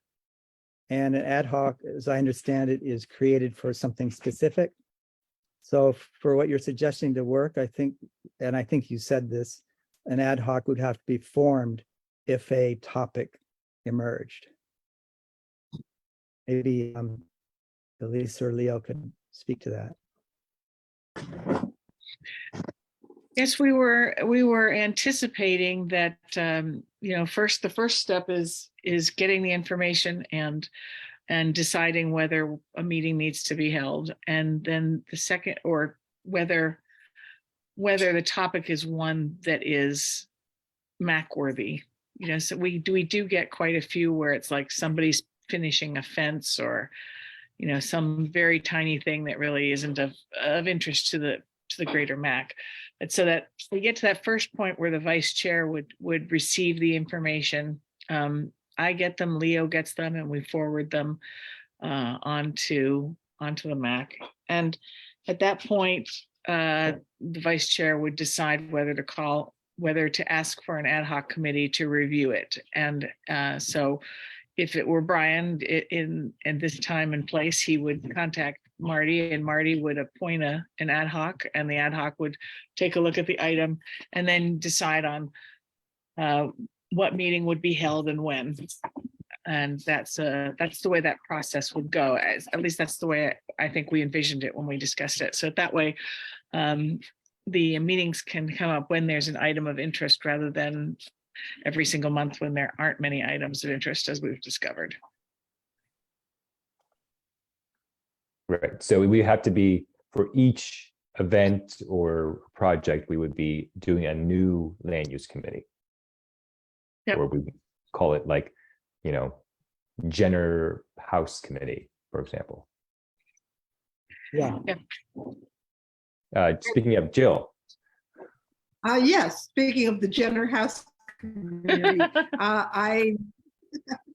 what I really appreciated, and I would like to make sure that it continues, is that I got an email from Brian about a demolition project of demolition for a house in Jenner. I didn't know much about it, but he sent it to me because it had crossed his desk as the chair of the land use subcommittee, and I was able to then inquire in my community, and it was a major issue.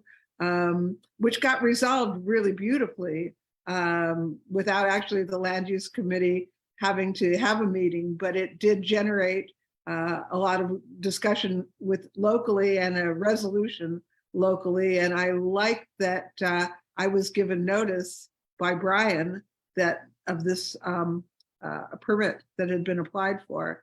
And I would like to make sure, to me, I don't really care if it's a standing committee or ad hoc, but the process of being informed of significant projects particularly in my area. I feel probably everyone else would like to know that as well, that structure, that process remain intact.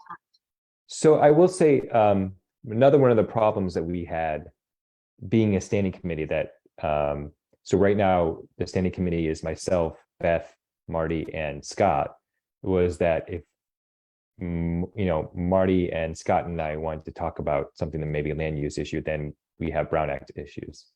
And obviously that wouldn't be the same if we were an ad hoc. But I think the important thing would be that, in this case, in this year, I was both the standing committee chair as well as the vice chair. But I think that's, as we look forward to next year, that the vice chair still being able to recipient of those emails and working with, district staff, and then hopefully getting those emails from Permit Sonoma, that the vice chair would still be in a position to accomplish most of that.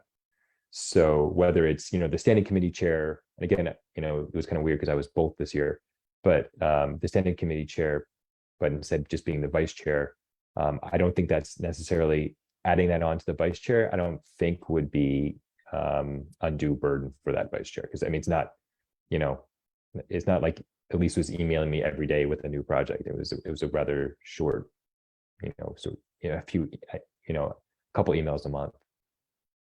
Well, I guess my question is that process to be institutionalized, that if something does come across from Permit Sonoma, that you would distribute that information to the representative in whose community that project was going to happen, so that I like that process. I don't, as I said, I'm not concerned who does it. Yeah. I want.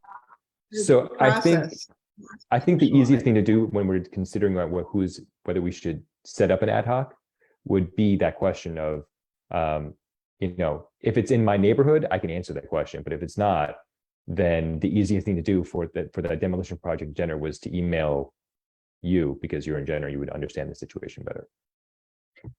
So I have a question. If we change to this a different arrangement where when an item came in and ad hoc would be formed, do we have to wait for the next meeting to legally form an ad hoc? Or can the chair of the MAC form the ad hoc between meetings? So at least correct me if I'm wrong, but I believe that the chair can do that of their own volition. Yes, the chair can appoint an ad hoc. Flexible. So I have a quick question on this. I get all of this, given that I'm on the committee, and can we have kind of like a standby ad hoc committee every year? We, different members get the option to kind of be on that. Well, I think, yeah, I think, that's a good point, but I think the one thing that being flexible with the ad hoc would be that, for example, if there's a project in Bodega Bay, we could put both of the Bodega Bay members on that ad hoc who would be, more interested in the project, or, if there's a project in Sea Ranch, both the Sea Ranch members can be in. So if there's a project that's large enough, it would be, maybe more efficient to have the members from that region be on that, the ad hoc. Fair enough. Okay, I get what you're saying. Thank you. Hey, Scott? Brian, you just said what I was going to say. Jill, if there was in this new system, if that demolition came up, the chair would contact you and invite you to be on that ad hoc. And so what Brian's saying is that you've got all the most important people on that ad hoc for that project. Makes sense to me. Right. Thank you. I mean, for example, you know, when we were with all the work that we did in the spring in Jenner, you know, if that was the same situation this time, you would have been on the committee. So, you know, I can't help you right now. I don't have anything for you. so I will say, I don't know how we go about closing the standing committee. I imagine it would be some sort of motion. I don't know if that needs to be on the agenda. I don't think you need to have a motion, Marty. You just implement it, right? I am not a professional parliamentarian in the Brown Act field. I think you need to dissolve the standing committee and Do we need to is put that that on the something agenda? I can do by edict? yes, you can do that by edict. You can dissolve the standing committee and then affirm the new direction that this council has discussed. Okay, absent any objections, I'm happy to do that. So I think we need to, we would need a vote for, right? No. I just thought that Elise said in this sense, I'm queen. You're queen on this one. Go for it. I'll take advantage of my queenship. But it appears that nobody objects to doing it this way. Well, you know, I don't as see any hands being raised. well, that's, I mean, I think that's for the best. So, Yeah, okay. So so just say it for the minutes. okay. So Marty, I guess you should say it. Oh, yeah, but since I'm queen, do I need a scepter? I left mine in the closet. So we're going to dissolve the land use standing committee, and we're going to change to a process where the vice chair of the MAC will receive notice of land use items that come from Permit Sonoma through Supervisor Hopkins staff. And when the vice chair receives one that needs a response, the chair will appoint an ad hoc committee to consider that particular item. This can be done between MAC meetings so that the members of that newly formed ad hoc can start work on it immediately. Great. Okay. Okay, so Elise, you're up. Yay. I just want to start when we're talking about the selection process every year by saying thank you to all of you who give so much expertise, time, patience, and community goodwill to serving on our MACs and to helping people throughout the throughout your communities. It's really so impressive, and we appreciate you so much. I know that Supervisor Hopkins and all of our team really appreciate your voice. So in this particular selection process, we have had very few changes. So I'll just let you know where each one stands. We are not quite complete. In the Sea Ranch Annapolis, Marti Campbell remains as she was not up for election this time, so she remains as in her seat. Paul Plakos, thank you so much for your service. Paul is stepping down now. And so we are looking for someone from Sea Ranch and Annapolis to stand up to that position. I hear we have some people who have raised their hands and they're thinking about it. But if you have an interest in Sea Ranch Annapolis, please let us know if you live there. We're also looking for an alternate for Sea Ranch and Annapolis. It's always good to have an alternate. The Kashaya Band of Pomo Indians, we've asked Chair Reno for his what the tribe is looking for with their representative. So we're hoping to hear back from them soon.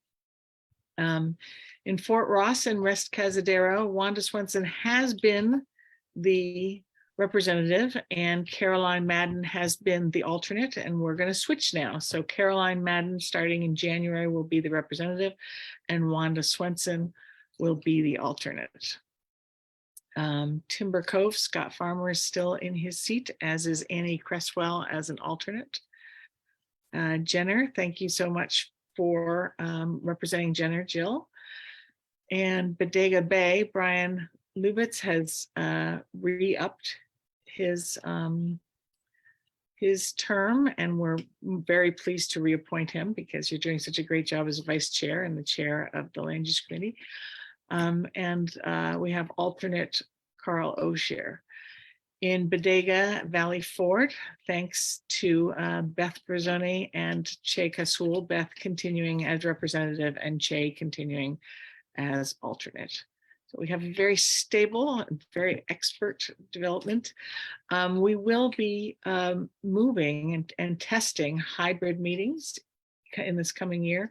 So I encourage you all, we're looking at every year we do a new members and current members, if you wish, review of the basics for how to serve on a municipal advisory council in terms of community engagement, how to get involved in meetings and Brown Act, all those sorts of things. And we're looking at doing that this coming January on the 8th. So you'll be getting some information from Debbie on that with details. And we are looking forward to a year where we're going to be seeing each other in person a little bit more than this year. That is the state of the selection. Oh, I forgot one more thing that Marty and I talked about. Just to let you know, representatives, that in January, in your January meeting, you vote for the chair. In general, the process that we have set up is that we have a chair and a vice chair, and the vice chair learns all about how to be a chair. But anyone who is a representative of the council can put their hand forward to be chair or vice chair. And we will be asking for anyone that's interested in serving either as chair or as vice chair to let me know before January. And we'll talk through what that would look like, the selection process for that. And Elise, is there going to be a form provided for how you apply to be the chair? Yes, what we'll do is we will get a candidate statement from each of the chair, vice chair people, and we'll include it in the January packet so that everyone has a chance to look at it and think about it before the meeting. Okay, thank you. Okay, so the last item on the agenda is our Orphan Roads Ad Hoc Committee, which has on it, had on it myself, Beth, Carolyn Madden, and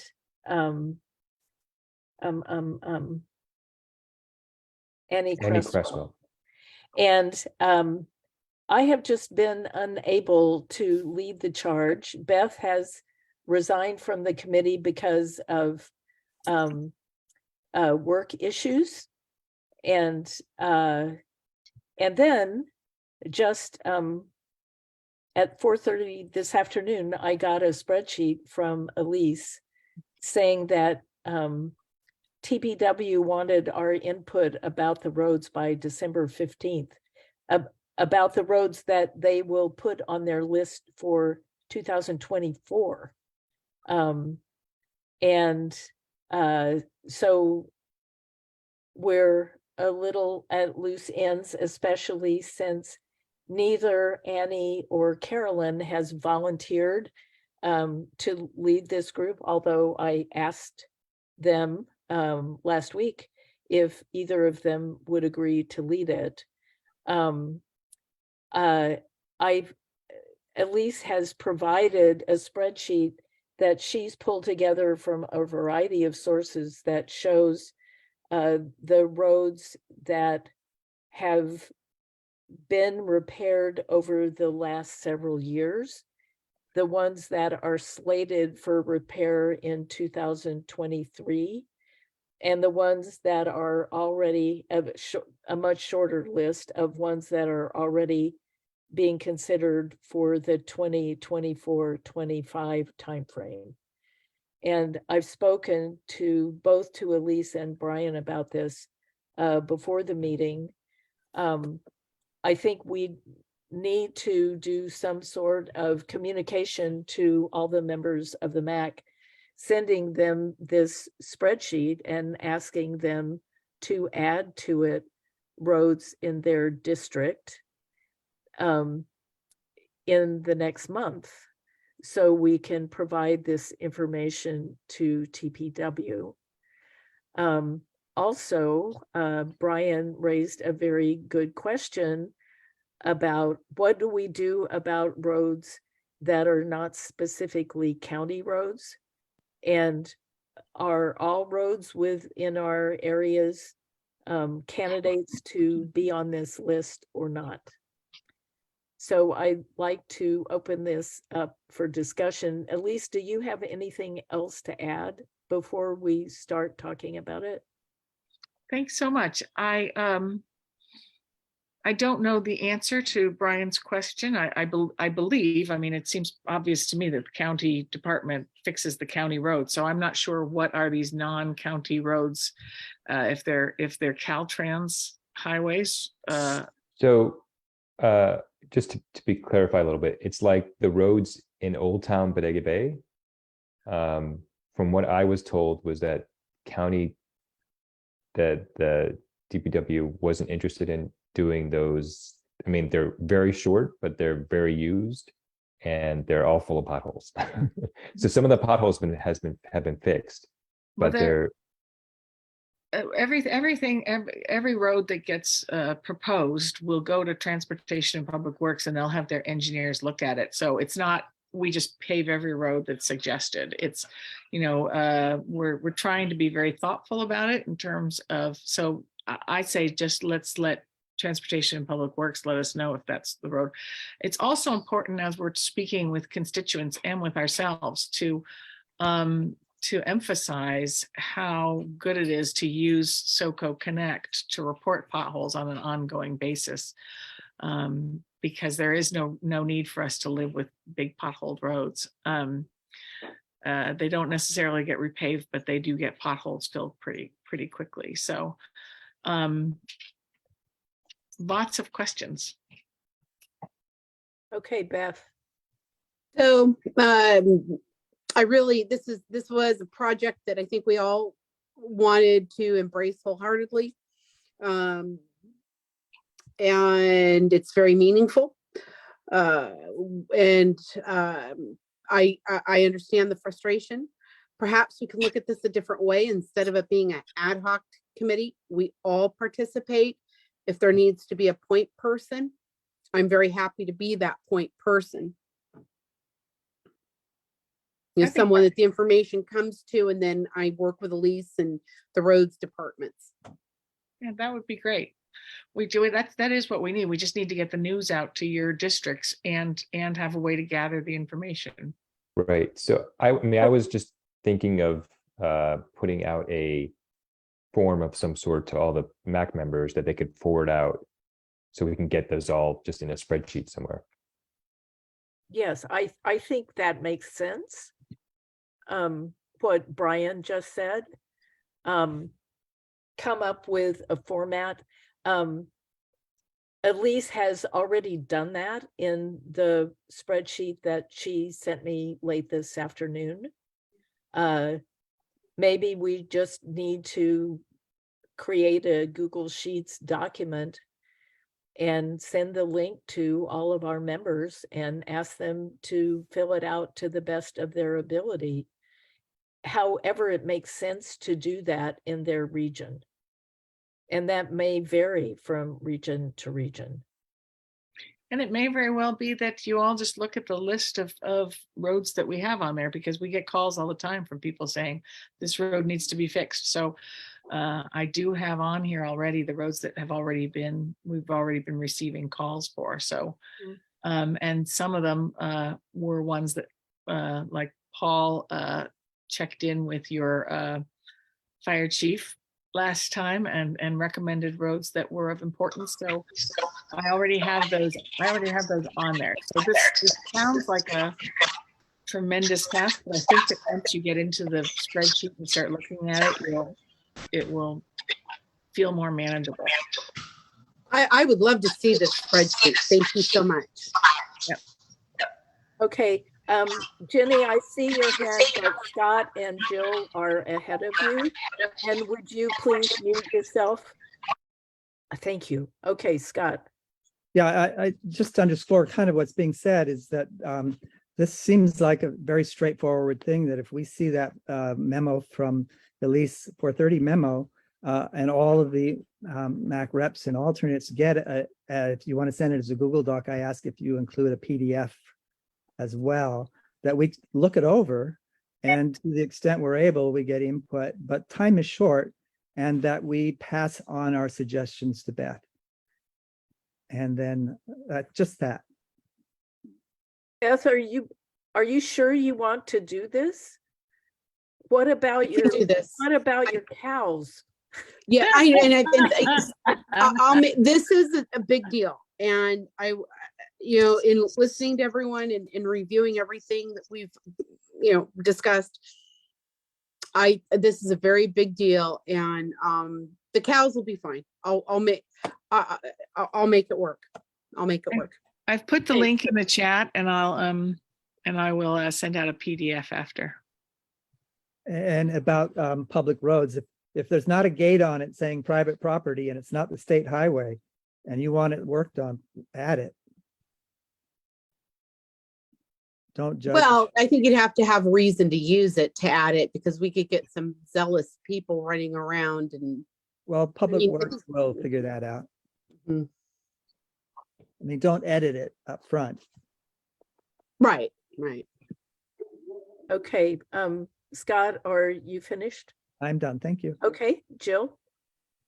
Yes. When I announced to my community that there was going to be a survey of roads that needed repair, there were people in Jenner that said that they had worked very with a lot of effort with, I think, someone from Supervisor Hopkins' office at some time before I was representative, and had made a thorough list of the roads in Jenner that needed repair. Is that, I'm sure when I see the spreadsheet and pass it along, I'll know if that work was incorporated into the spreadsheet, but I'm just wondering, Elise, if you know of that project and whether your spreadsheet includes the work of the Jenner citizens that already compiled that list.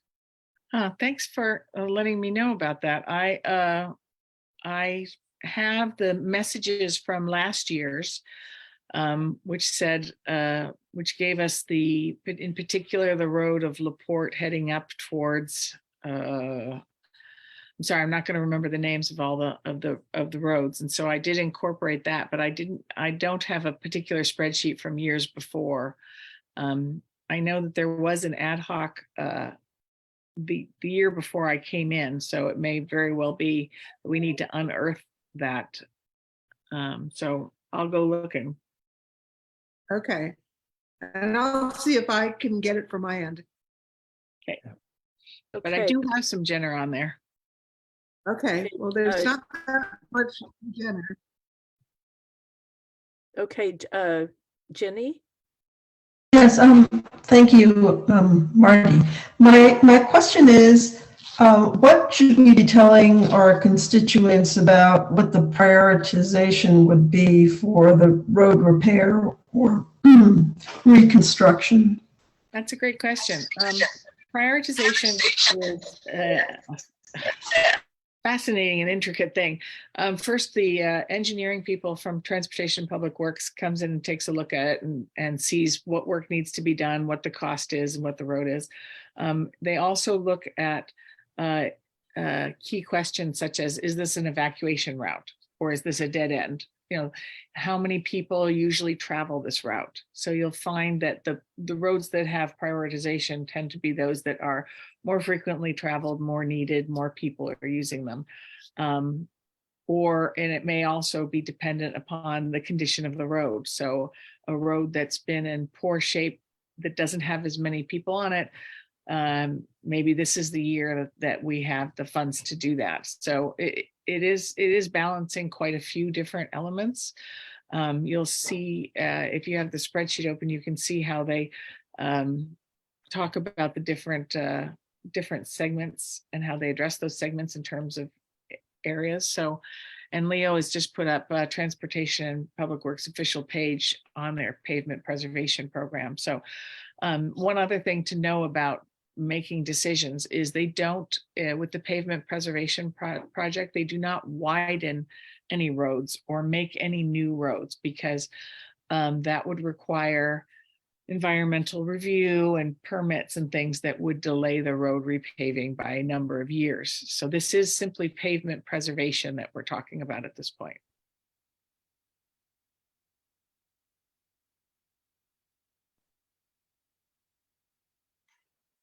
Thank you.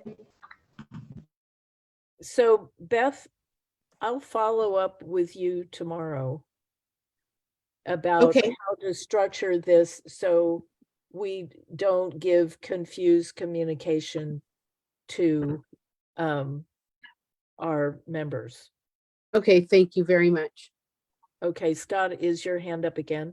Real quick, Elise, projects like Moscow Road and Fort Ross Road, where there's long-term repairs needing to be done, fall into a different category, I would imagine. I think Moscow Road's waiting on FEMA, but that doesn't mean we couldn't list it. It just would be set into a different category. Is that fair to say?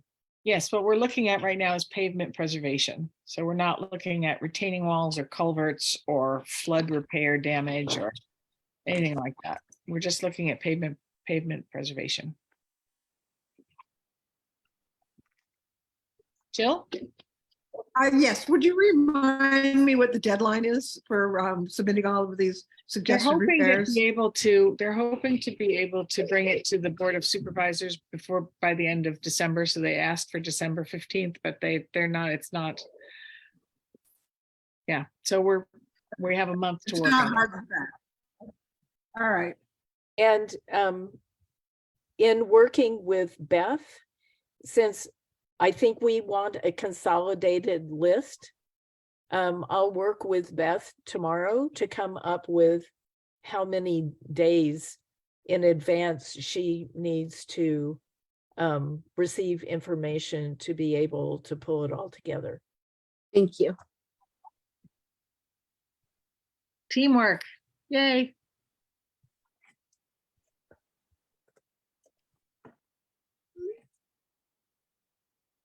Okay. Is that it about this topic?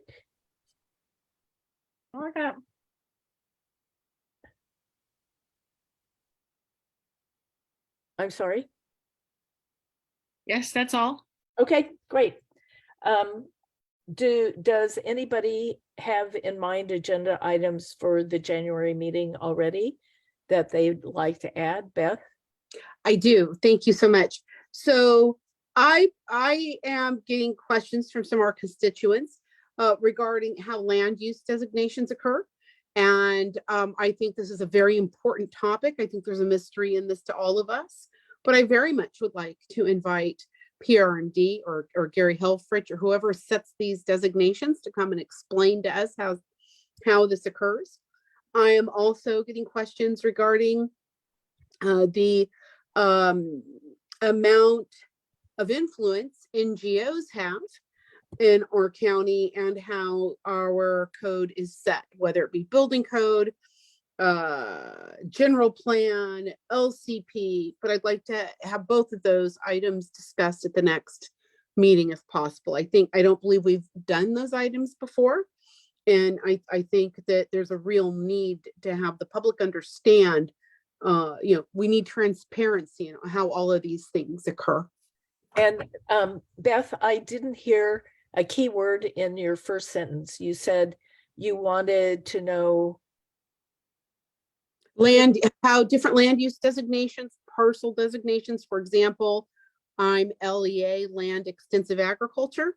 How does all of that get decided, and who has the who is it then that might go in and have the decide what parcel gets what land use designation? How does all of that occur? Okay. We'll follow up on that. Scott?